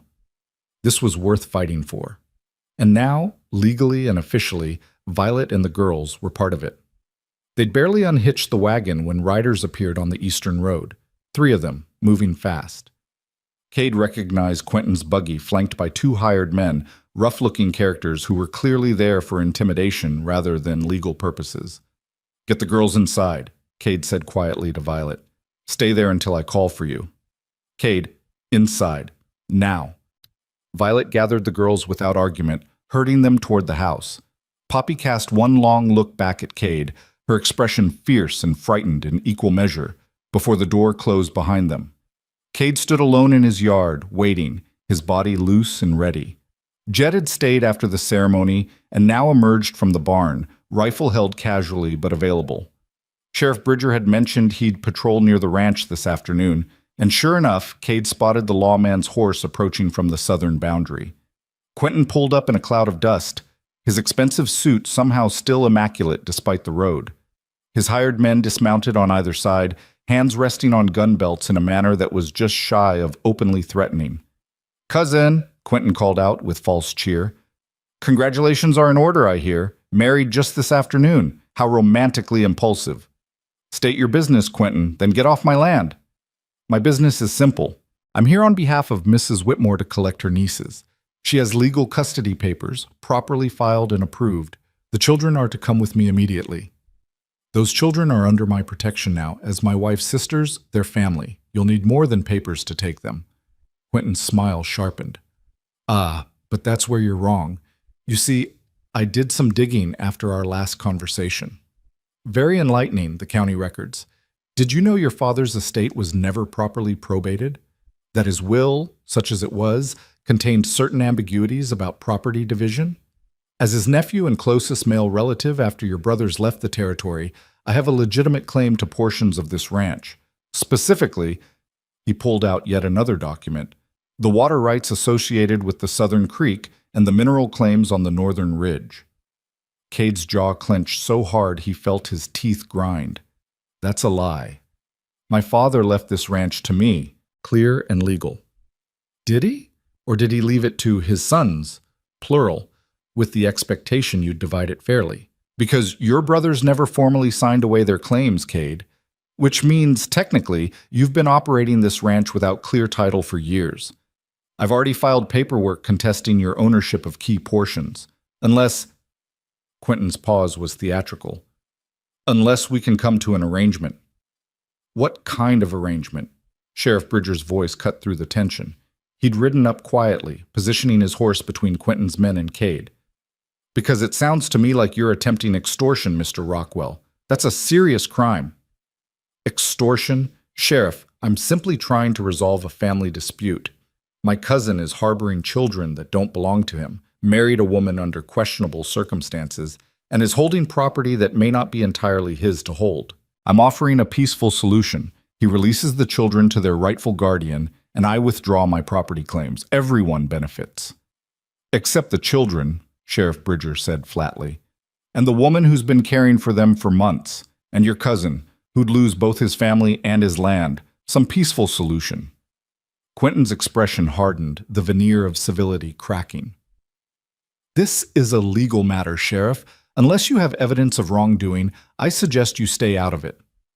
I have evidence of a properly executed marriage between 2 consenting adults, making Miss Sloan, Mrs. Rockwell, a legal resident of this ranch with full rights to her family. I also have testimony from multiple witnesses about your client Mrs. Whitmore's lack of previous interest in these children's welfare. And I'm developing a very strong suspicion that your property claims are convenient fabrications designed to pressure my friend into surrendering custody. The sheriff's hand rested on his gun belt, casual but clear. Now you can leave peacefully and pursue your claims through proper legal channels, or I can arrest you for trespassing and threatening behavior. Your choice. One of Quentin's hired men shifted his weight, and instantly Jed's rifle came up, not quite aimed, but definitely ready. The tension ratcheted up another notch, the afternoon air suddenly thick with the possibility of violence. "This isn't over," Quentin said, his voice low and venomous.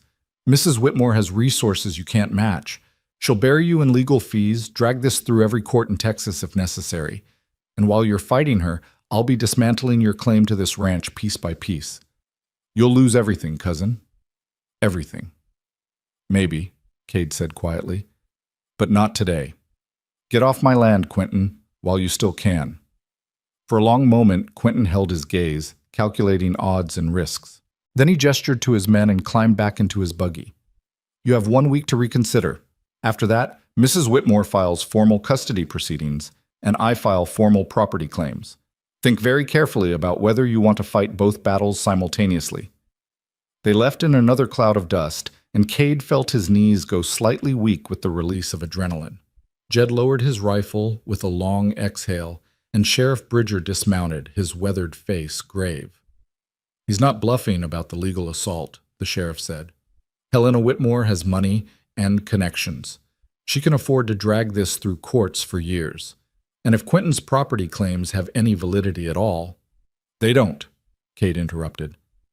"My father's will was clear. This ranch is mine."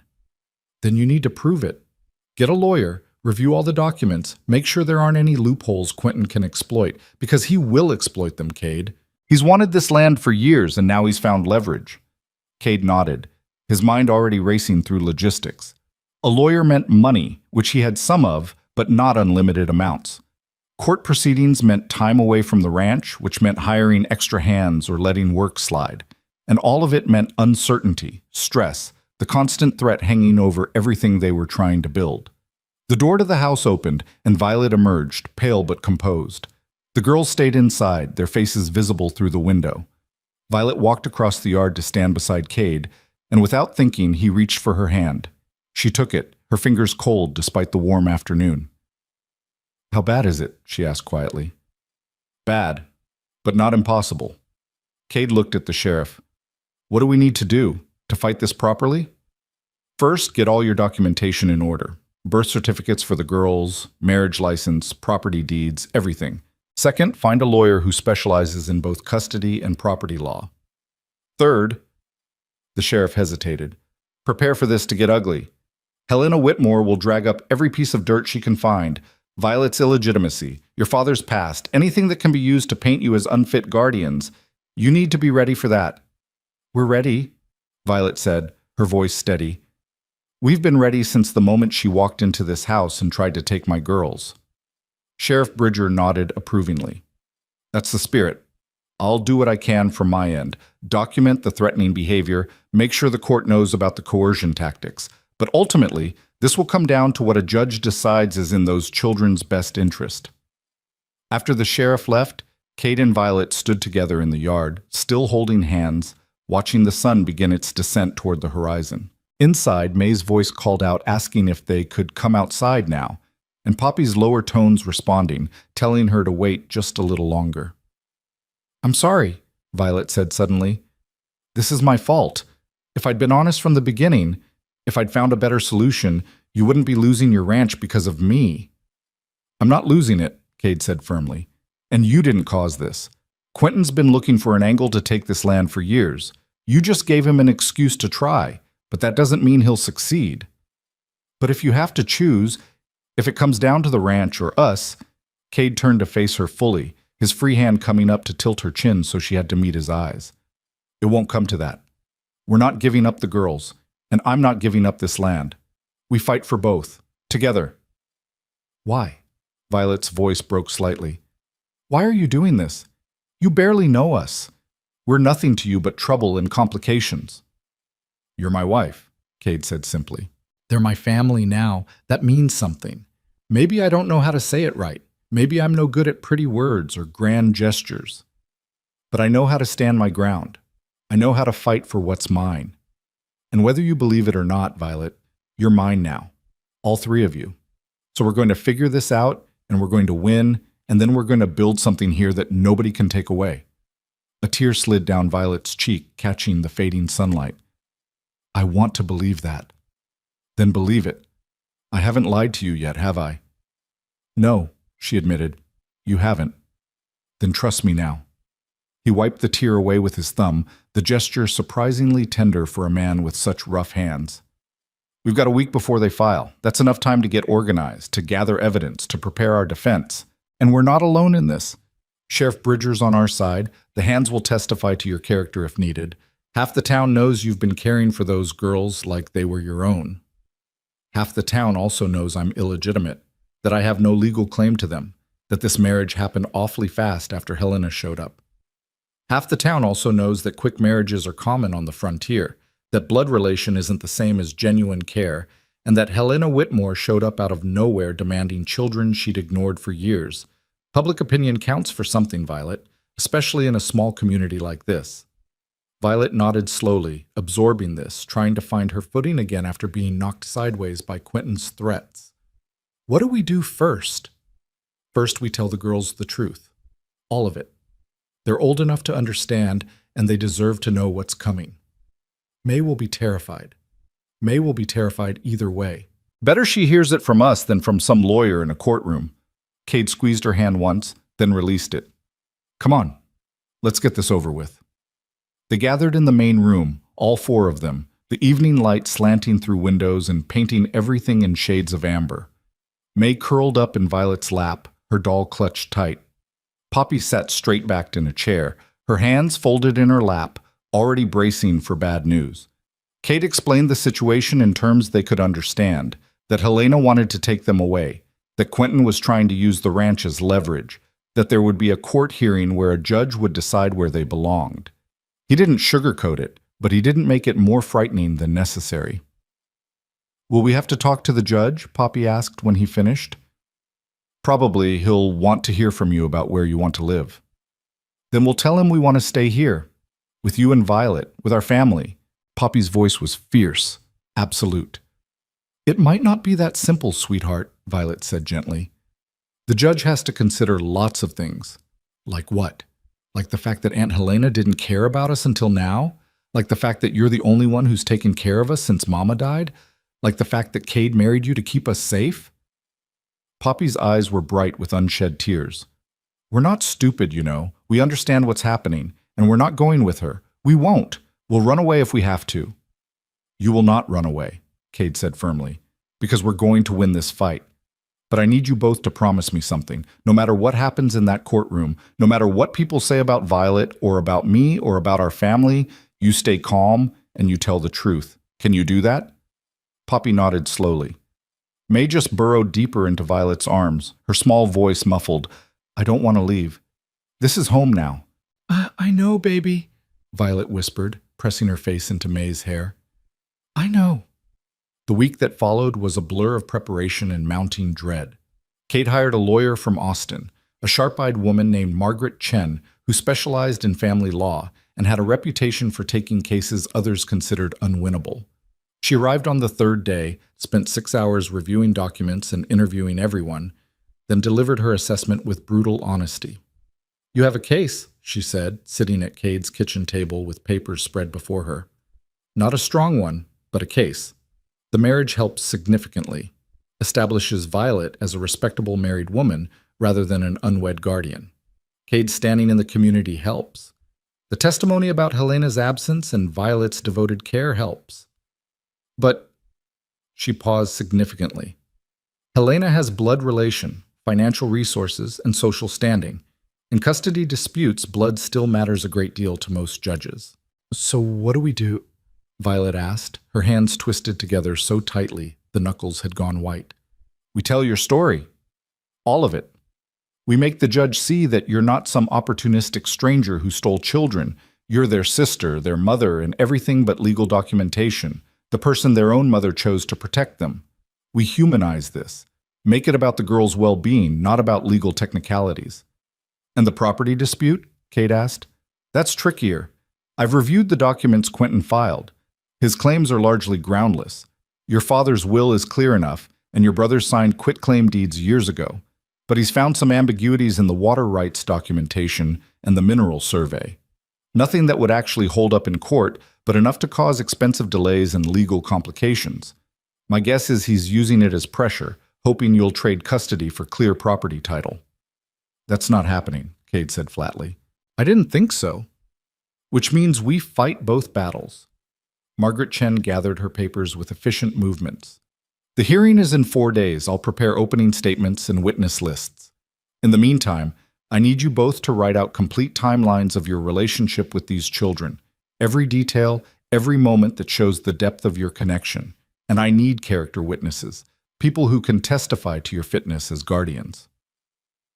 Over the next days, the ranch became a headquarters for their defense. Sheriff Bridger came by with additional statements. Jed and the other hands wrote testimonials about the girl's care and the positive changes in the household. The pastor from town agreed to testify about Violet's regular church attendance and moral character. Even the shopkeeper and the school teacher, though May and Poppy had only attended a few times, offered supportive statements. Through it all, Violet moved with mechanical precision, doing what needed to be done while some essential part of her seemed to have gone numb. She cooked, cleaned, cared for the girls, wrote her timeline in careful script that grew less steady as she reached the parts about Margaret's death and Thomas's final words. At night, Cade could hear her crying through the thin wall that separated their rooms, quiet, contained sobs that she tried to muffle so the girls wouldn't hear. He wanted to go to her, to offer comfort, or at least companionship, but he'd promised her space, promised this marriage could be whatever she needed it to be, and barging into her room in the middle of the night didn't feel like honoring that promise. So he lay awake on his side of the wall, listening to her grief, and felt helpless in a way that work and determination couldn't fix. On the night before the hearing, Cade found Violet sitting on the porch long after everyone else had gone to bed. She'd wrapped herself in a shawl against the cooling air, and her eyes were fixed on the stars scattered across the vast Texas sky.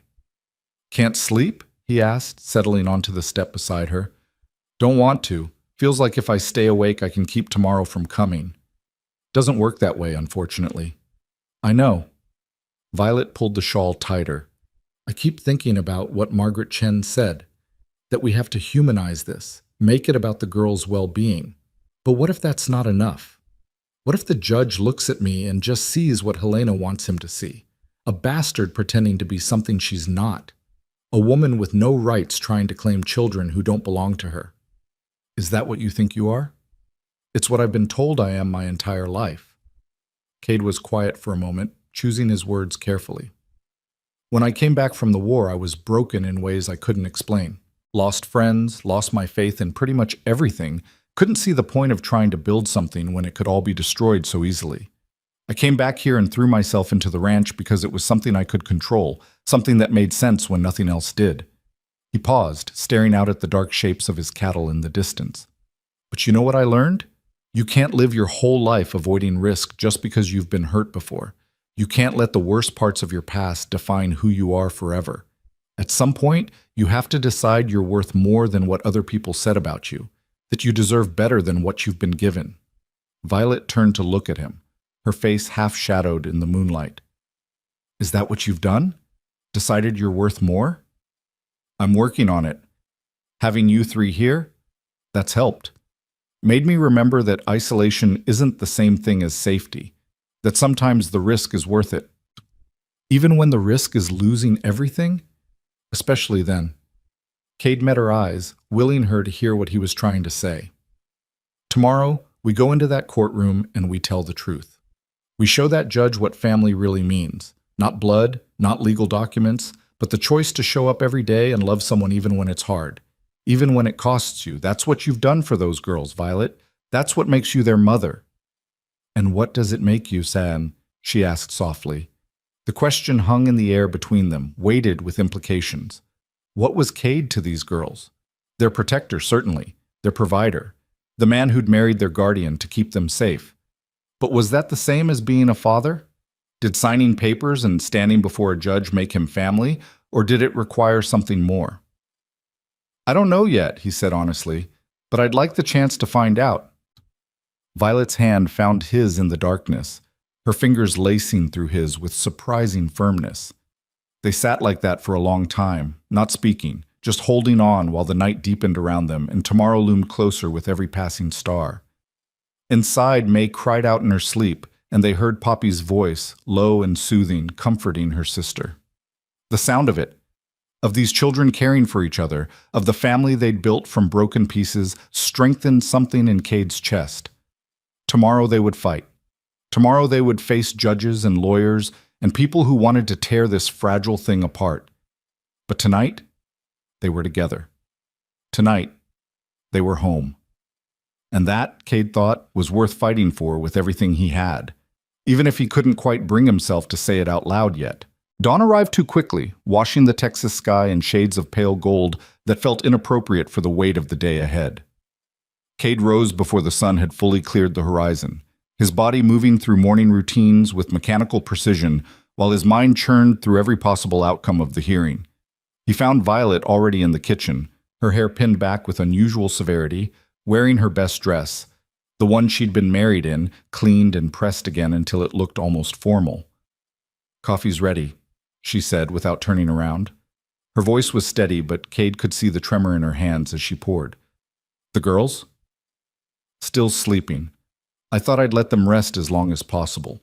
Margaret said we need to be at the courthouse by 9. Cade accepted the coffee she handed him, noting the dark circles under her eyes that suggested she'd gotten even less sleep than he had. "We're going to get through this." "You keep saying that." "Because it's true." Violet set down her own cup with more force than necessary, the china rattling against the table. "You don't know that, Cade. You can't promise me that. What if the judge decides blood matters more than love? What if he looks at Helena's money and status and decides that's what's best for them? What if—" Her voice cracked, and she pressed her hands flat against the table, steadying herself. "What if I lose them? What if this is our last morning together?" Cade moved around the table and did something he'd been wanting to do for days. He pulled her into his arms, feeling her stiffen with surprise before gradually relaxing against his chest. She was smaller than she seemed when she was putting on that fierce, determined front, her head barely reaching his shoulder. He could feel her heart hammering against his ribs. "Then we'll appeal," he said quietly into her hair. "And if we lose the appeal, we'll find another way. But I'm not giving up, Violet. Not on those girls, and not on you. So you don't get to give up either." She was crying now, silent tears dampening his shirt, her shoulders shaking with the force of emotion she'd been holding back for days. Cade just held her, offering no empty platitudes or false promises, just the solid reality of his presence and his refusal to let go. Eventually she pulled back, wiping at her eyes with shaking hands. "I'm sorry, I shouldn't. This isn't your burden to carry." "The hell it isn't. I married you, didn't I? That makes it my burden too." He caught her hand, the one wearing his ring, and held it between both of his. "We're in this together, Violet. For better or worse, remember? And this," he gestured at the weight pressing down on both of them, "this is definitely the worse part. But we're still standing, still fighting." A small, watery smile crossed her face. "When did you become so good with words?" "I'm not. I'm just saying what's true." He released her hand reluctantly. "Go wake the girls. Get them ready. I'll hitch the wagon." The courthouse sat in the center of town, an imposing brick structure that looked far too official for the rough frontier community it served. By the time they arrived, a small crowd had already gathered, curious townspeople drawn by gossip, supporters who'd come to testify, and Helena Whitmore herself, resplendent in black silk that must have cost more than most families earned in a year. She stood on the courthouse steps flanked by Quentin and 2 other men in expensive suits, her lawyers, presumably, imported from Austin or Houston to overwhelm the local proceedings with big city sophistication. Her eyes found Violet as the wagon pulled up, and her expression shifted into something that might have been triumph if it hadn't been so cold. "Mrs. Rockwell," Helena called out, the title dripping with sarcasm.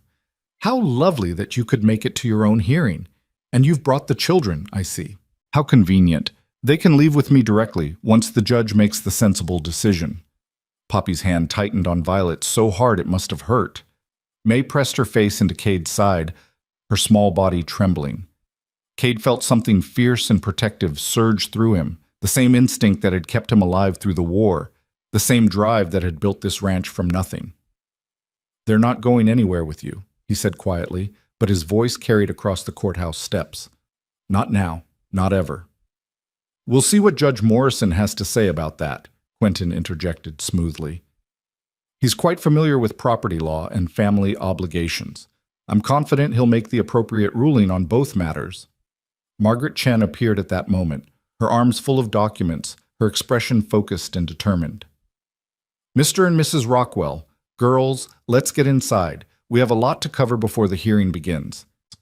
The courtroom was smaller than Cade had expected, with wooden benches worn smooth by years of use and windows that let in harsh morning light. Judge Morrison was already seated at the bench, a man in his 60s with iron-gray hair and sharp eyes that missed nothing. He watched them file in with an expression of carefully maintained neutrality. The next hour passed in a blur of legal procedure. Helena's lawyers presented their case first, painting Violet as an opportunistic imposter who'd stolen children that didn't belong to her, hidden them away in a remote ranch, and manufactured a hasty marriage to avoid legal consequences. They produced birth certificates proving Helena's blood relation, letters from Boston Society members testifying to her impeccable character, and financial statements showing she could provide the girls with advantages far beyond what a frontier rancher and his questionable wife could offer. Through it all, Violet sat rigid beside Cade, her face pale but composed. Only the death grip she maintained on his hand revealed the terror beneath her calm exterior. Then it was Margaret Chen's turn. She stood and addressed the court with the confidence of someone who'd fought these battles before and won more often than she'd lost. "Your Honor, this case isn't about blood relation or financial resources. It's about what's best for two little girls who've already lost more than children should have to lose. Their parents died within days of each other, leaving them with nothing. No money, no home, no future. Mrs. Whitmore claims to be concerned about their welfare now, but where was she when they were grieving? Where was she when they had nowhere to sleep? Where was she during the 6 months Miss Sloane, now Mrs. Rockwell, sacrificed everything to keep them fed, clothed, and together?" Margaret moved to stand beside Violet, placing a supportive hand on her shoulder. "The answer is simple. She wasn't there. She didn't care until it became convenient, until she could use these children as weapons in a larger scheme to pressure Mr. Rockwell into surrendering valuable property. This isn't about family, Your Honor. It's about control and manipulation." Helena's lead lawyer shot to his feet. "Objection! Mrs. Whitmore's motives are not—" "Overruled," Judge Morrison said mildly. "I'll hear the full argument, Counselor. Continue, Ms. Chen."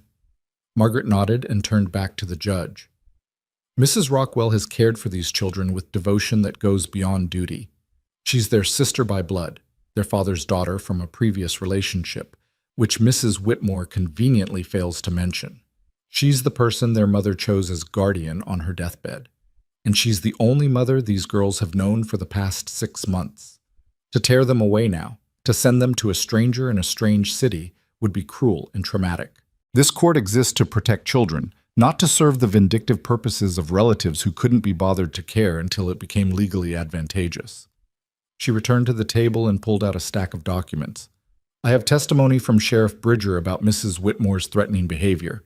Statements from Mr. Rockwell's ranch hands about the excellent care these children receive, letters from community members attesting to Mrs. Rockwell's character, and most importantly," Margaret looked directly at the judge, "I have the children themselves, who can tell you exactly where they want to be." Judge Morrison leaned back in his chair, his expression thoughtful. "I'd like to hear from the children, but separately, without either party present. Bailiff, please prepare my chambers." Cade felt Violet tense beside him. This was it, the moment that would determine everything. If Poppy and May couldn't articulate their wishes clearly, if they broke down under questioning, if the judge decided they were too young to have meaningful input, "It'll be all right," he whispered to Violet. "They're strong. They know what to say." But watching Poppy and May disappear into the judge's chambers, their small hands clasped together, Cade felt his certainty waver. They were just children. How much weight could their testimony really carry against blood relations and legal precedent? The wait was excruciating. 20 minutes stretched into 30, then 45. Helena looked increasingly confident, whispering with her lawyers. Quentin kept glancing at Cade with barely concealed satisfaction, clearly anticipating victory on both fronts. Finally, the door opened. Judge Morrison emerged alone, his expression unreadable. He took a seat at the bench and surveyed the courtroom with measured deliberation. "I've spoken with both children at length," he said, his voice carrying the weight of judicial authority. "They are articulate, intelligent, and remarkably clear about their feelings. Before I render my decision on the custody matter, however, I'd like to address the property dispute that seems to be entangled with this case." He turned his attention to Quentin. "Mr. Rockwell, the younger Mr. Rockwell, you've filed claims suggesting irregularities in your cousin's title to certain water rights and mineral claims. I've reviewed the documentation you submitted. I've also reviewed the original land grants, your uncle's will, and the quitclaim deed signed by Cade Rockwell's brothers. Your claims are without merit. The water rights are clearly assigned to the main ranch property, which your uncle left to his son Cade. The mineral survey you cite as ambiguous is no such thing. It clearly delineates the northern ridge as part of the primary parcel. Your attempt to contest these established property rights appears to be nothing more than harassment designed to create leverage in an unrelated custody dispute." Quentin's face had gone red. "Your Honor, if you'd allow me to—" "I've heard enough, Counselor. Your property claims are dismissed. If you file similar frivolous claims in the future, I'll hold you in contempt." Judge Morrison's gaze was steel. "As for you, Mrs. Whitmore, I have some questions." Helena straightened, her composure faltering slightly under the judge's scrutiny. "Of course, Your Honor. When was the last time you saw these children before arriving in Texas?" "I visited once, approximately 5 years ago." "And you maintained regular correspondence with their mother afterward? Inquired about their well-being? Sent gifts or financial support?" Helena's jaw tightened. "My sister and I were not close. Our lives had diverged." "So the answer is no. You had no contact with these children or their parents for 5 years. Yet when they became orphans, suddenly you developed a deep concern for their welfare. Why is that, Mrs. Whitmore?" "They are my blood, Your Honor. Family obligation." "Family obligation is a curious thing," Judge Morrison interrupted. "It seems to activate very selectively for some people. Tell me, if I were to grant you custody, what are your plans for these girls?" "I would take them to Boston, enroll them in proper schools, introduce them to appropriate society. Together?" Helena hesitated just for a moment, but it was enough. "Well, their ages and temperaments differ significantly. It might be more suitable to place them in separate educational environments. So you'd separate them." The judge's voice had gone flat. "These two little girls who've already lost their parents, who've been through upheaval and uncertainty, who clearly depend on each other, you'd tear them apart for the sake of suitable education? It would be in their best interests long term.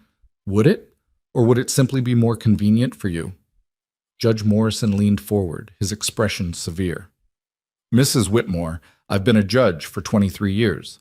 I've seen a lot of custody disputes, heard a lot of arguments about what's best for children. And I've learned that blood relation doesn't automatically confer wisdom or love. Sometimes the people who fight hardest for custody are the ones who should never have it." He paused, letting his words settle over the courtroom. "I spoke with Poppy and May Hartwell this morning. Poppy is 7 years old, but she has the gravity of someone much older. Someone who's had to grow up too fast because life gave her no choice. May is 5, still young enough to believe in safety and belonging, but old enough to know when those things are threatened. And you know what they told me?" The courtroom had gone absolutely silent. Violet's hand in Cade's was trembling so hard he thought she might shatter. "They told me that Violet is their mother, not the woman who gave birth to them. They remember her fondly, speak of her with love. But the person who mothers them now, who sits up with them through nightmares, who teaches them their letters, who makes sure they feel wanted and safe. They told me that Cade is teaching them about horses and ranching and how to be strong when things are hard. They told me that their house has a garden with vegetables they helped plant and chickens they help feed, and a porch where they sit together in the evenings and watch the stars." Judge Morrison's voice had softened slightly, but lost none of its authority. They also told me that they don't know you, Mrs. Whitmore, that the one time you visited, you said Poppy was too headstrong and May was too delicate, that you made their mother cry, and that they're terrified you'll separate them and send them away from the only home they have left. Helena had gone pale, her lawyer whispering urgently in her ear, but Judge Morrison wasn't finished. The law gives weight to blood relation in custody matters, but it also, and more importantly, gives weight to the best interests of the child. And in this case, those interests are clear. These girls are thriving under Mrs. Rockwell's care. They're healthy, educated, loved, and stable. They have a community that supports them, a home that welcomes them, and guardians who married specifically to protect them from being torn apart by relatives who couldn't be bothered to care when it actually mattered. He picked up his gavel, and Cade felt Violet stop breathing beside him. Therefore, I hereby deny Mrs. Whitmore's petition for custody. Legal guardianship of Poppy and May Hartwell is granted to Violet Rockwell, with full parental rights and responsibilities. Mrs. Whitmore, you are welcome to apply for visitation rights through proper channels, but I warn you, if you attempt to harass this family further or interfere with these children's stability, I will hold you in contempt and issue a restraining order. Am I clear? Helena's composure shattered completely. This is outrageous. Those children are my blood. Those children are safe, loved, and exactly where they belong, Judge Morrison said firmly. This hearing is concluded. The gavel fell, and the sound of it echoed through the courtroom like thunder. For a moment, nobody moved. Then Violet made a sound, half sob, half laugh, and turned to bury her face against Cade's shoulder. His arms came around her automatically, holding her while she shook with the force of relief and joy and residual terror all crashing together at once. "We won," she whispered against his shirt. "Oh God, Cade, we won." "I told you we would," he murmured back, though his own voice was rough with emotion he hadn't expected to feel. Margaret Chen was grinning, gathering her documents with obvious satisfaction. Sheriff Bridger had appeared from somewhere in the back of the courtroom, his weathered face creased with approval. And then the door to the judge's chambers opened, and Poppy and May came running out, their faces bright with hope and uncertainty. "Violet?" Poppy's voice was small, scared to hope. "What happened? What did the judge say?" Violet pulled away from Cade and dropped to her knees, opening her arms. Both girls crashed into her, and she held them tight, tears streaming down her face. "We're staying together, all of us. You're mine, and nobody can take you away. Nobody."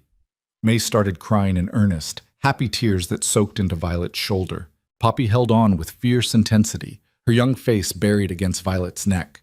And Cade stood watching them, this fragile family he'd somehow become part of, and felt something fundamental shift in his chest. This was what home felt like. Not the land or the house or the cattle, but this. These three people who'd stormed into his isolated life and refused to let him hide anymore. Helena swept past them toward the exit, her lawyers trailing behind, her face twisted with fury and humiliation. Quentin followed, pausing just long enough to shoot Cade a look of pure venom.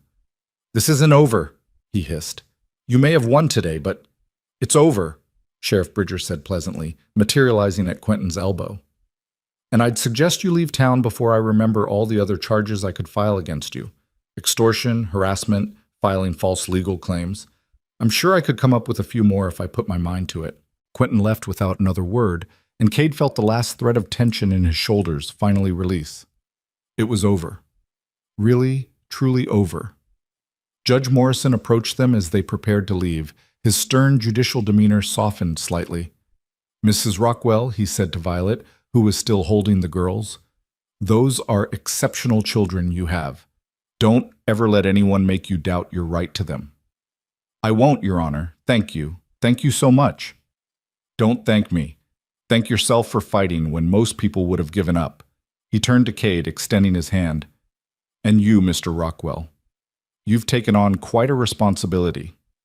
"Best decision I ever made," Cade said, shaking the judge's hand firmly. And as he said it, he realized it was true. Every complication, every threat, every moment of uncertainty, it had all been worth it to arrive at this moment. The ride back to the ranch was jubilant despite everyone's exhaustion. May chattered nonstop about how the judge had asked her about her doll and whether she liked feeding chickens.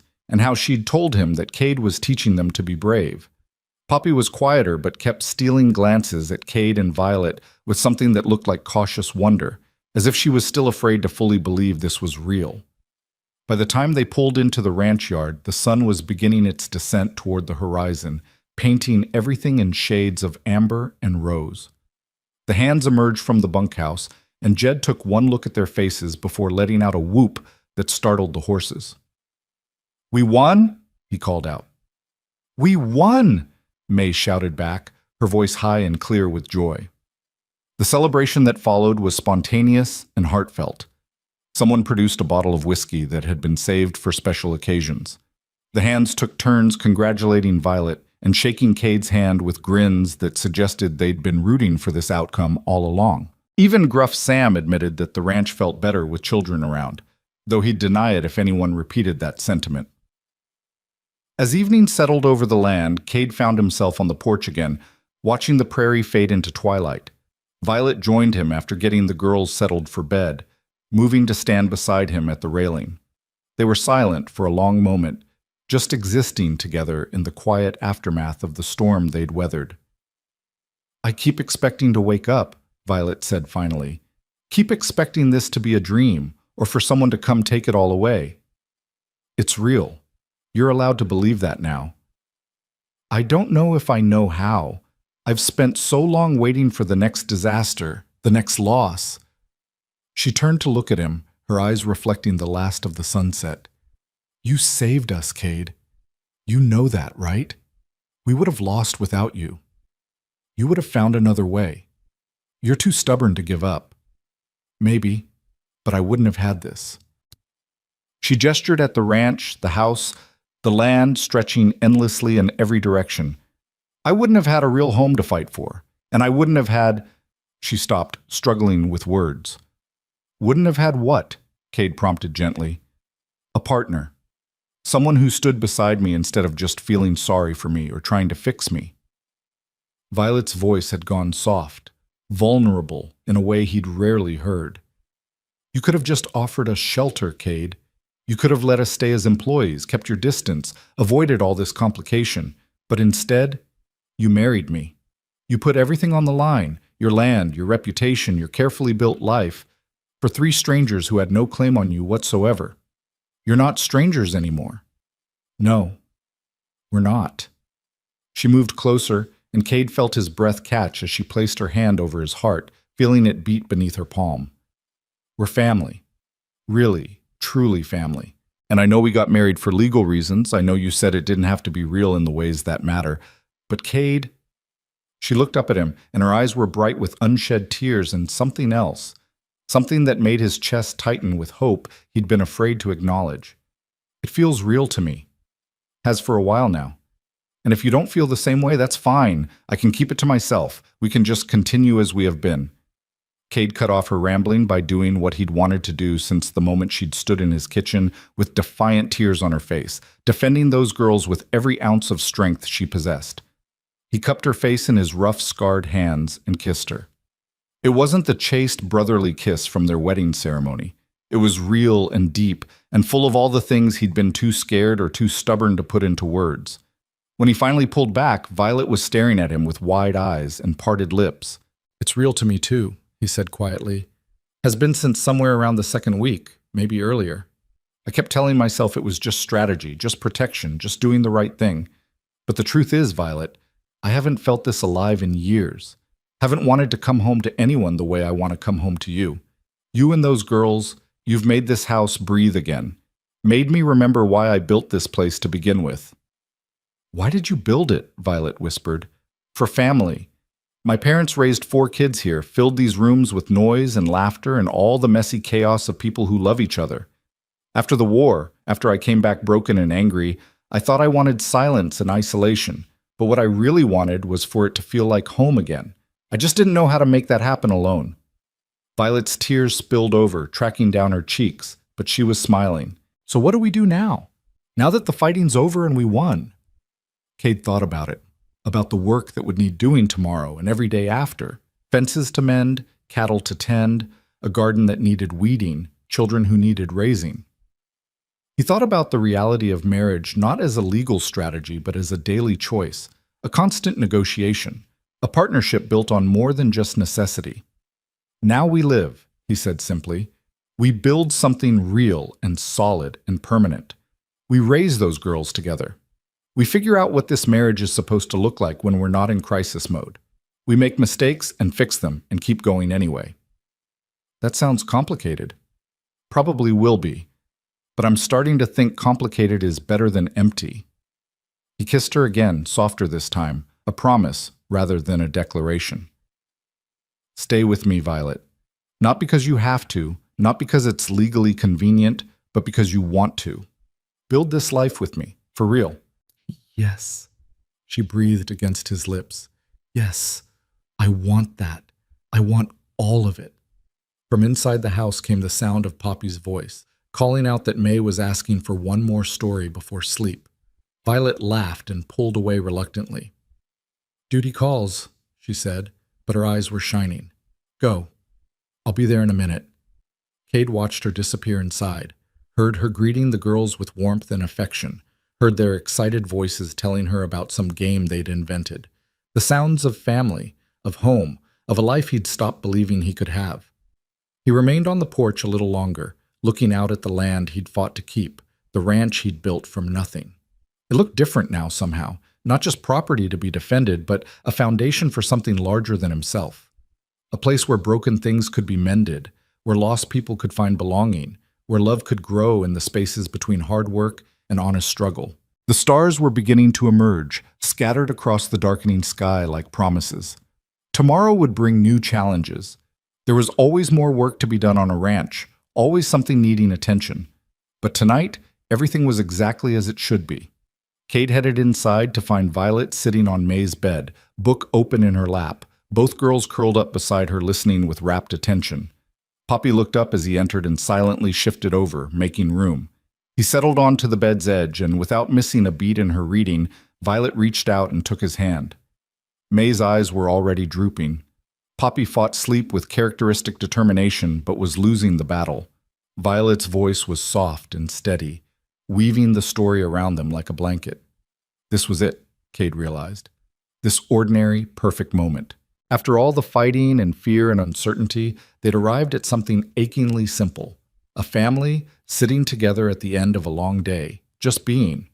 When the story ended and both girls had finally surrendered to sleep, Cade and Violet tucked them in with practiced coordination, moving around each other with the ease of long partnership.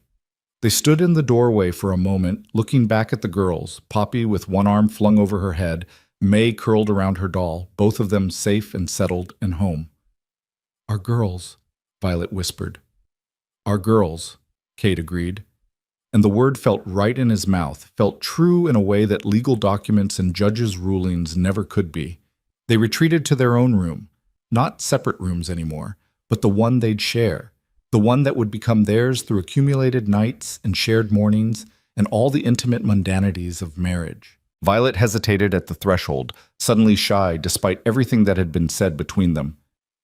Are you sure, she asked quietly, about all of this? About us? Cade pulled her close, resting his forehead against hers. I've never been more sure of anything. You're mine, Violet Rockwell, and I'm yours. For real this time. No more pretending it's just strategy or convenience. No more pretending, she agreed, and kissed him again, sealing the promise. Outside, the Texas night stretched endlessly in all directions, full of possibility and promise. The ranch settled into its evening rhythms, familiar and solid. And inside the house that had been silent for so long, 4 hearts beat in comfortable synchrony, building something that no judge's ruling or legal battle could ever truly define. They'd won more than custody today. They'd won the right to be a family, messy, complicated, unconventional, but undeniably real. And in the end, that was all that mattered. The next morning, Cade woke to the sound of May's laughter drifting through the house and Violet's voice singing softly in the kitchen. He lay in bed for a moment, just listening, letting the reality of it all sink in. Then he rose and joined his family, ready to face whatever came next. Because whatever it was, they'd face it together. And that Cade thought as he stepped into his kitchen to find Violet flipping pancakes while both girls set the table with exaggerated care, was the only certainty anyone really needed. Home wasn't a place you defended. It was the people you chose to defend it with. And he'd chosen well.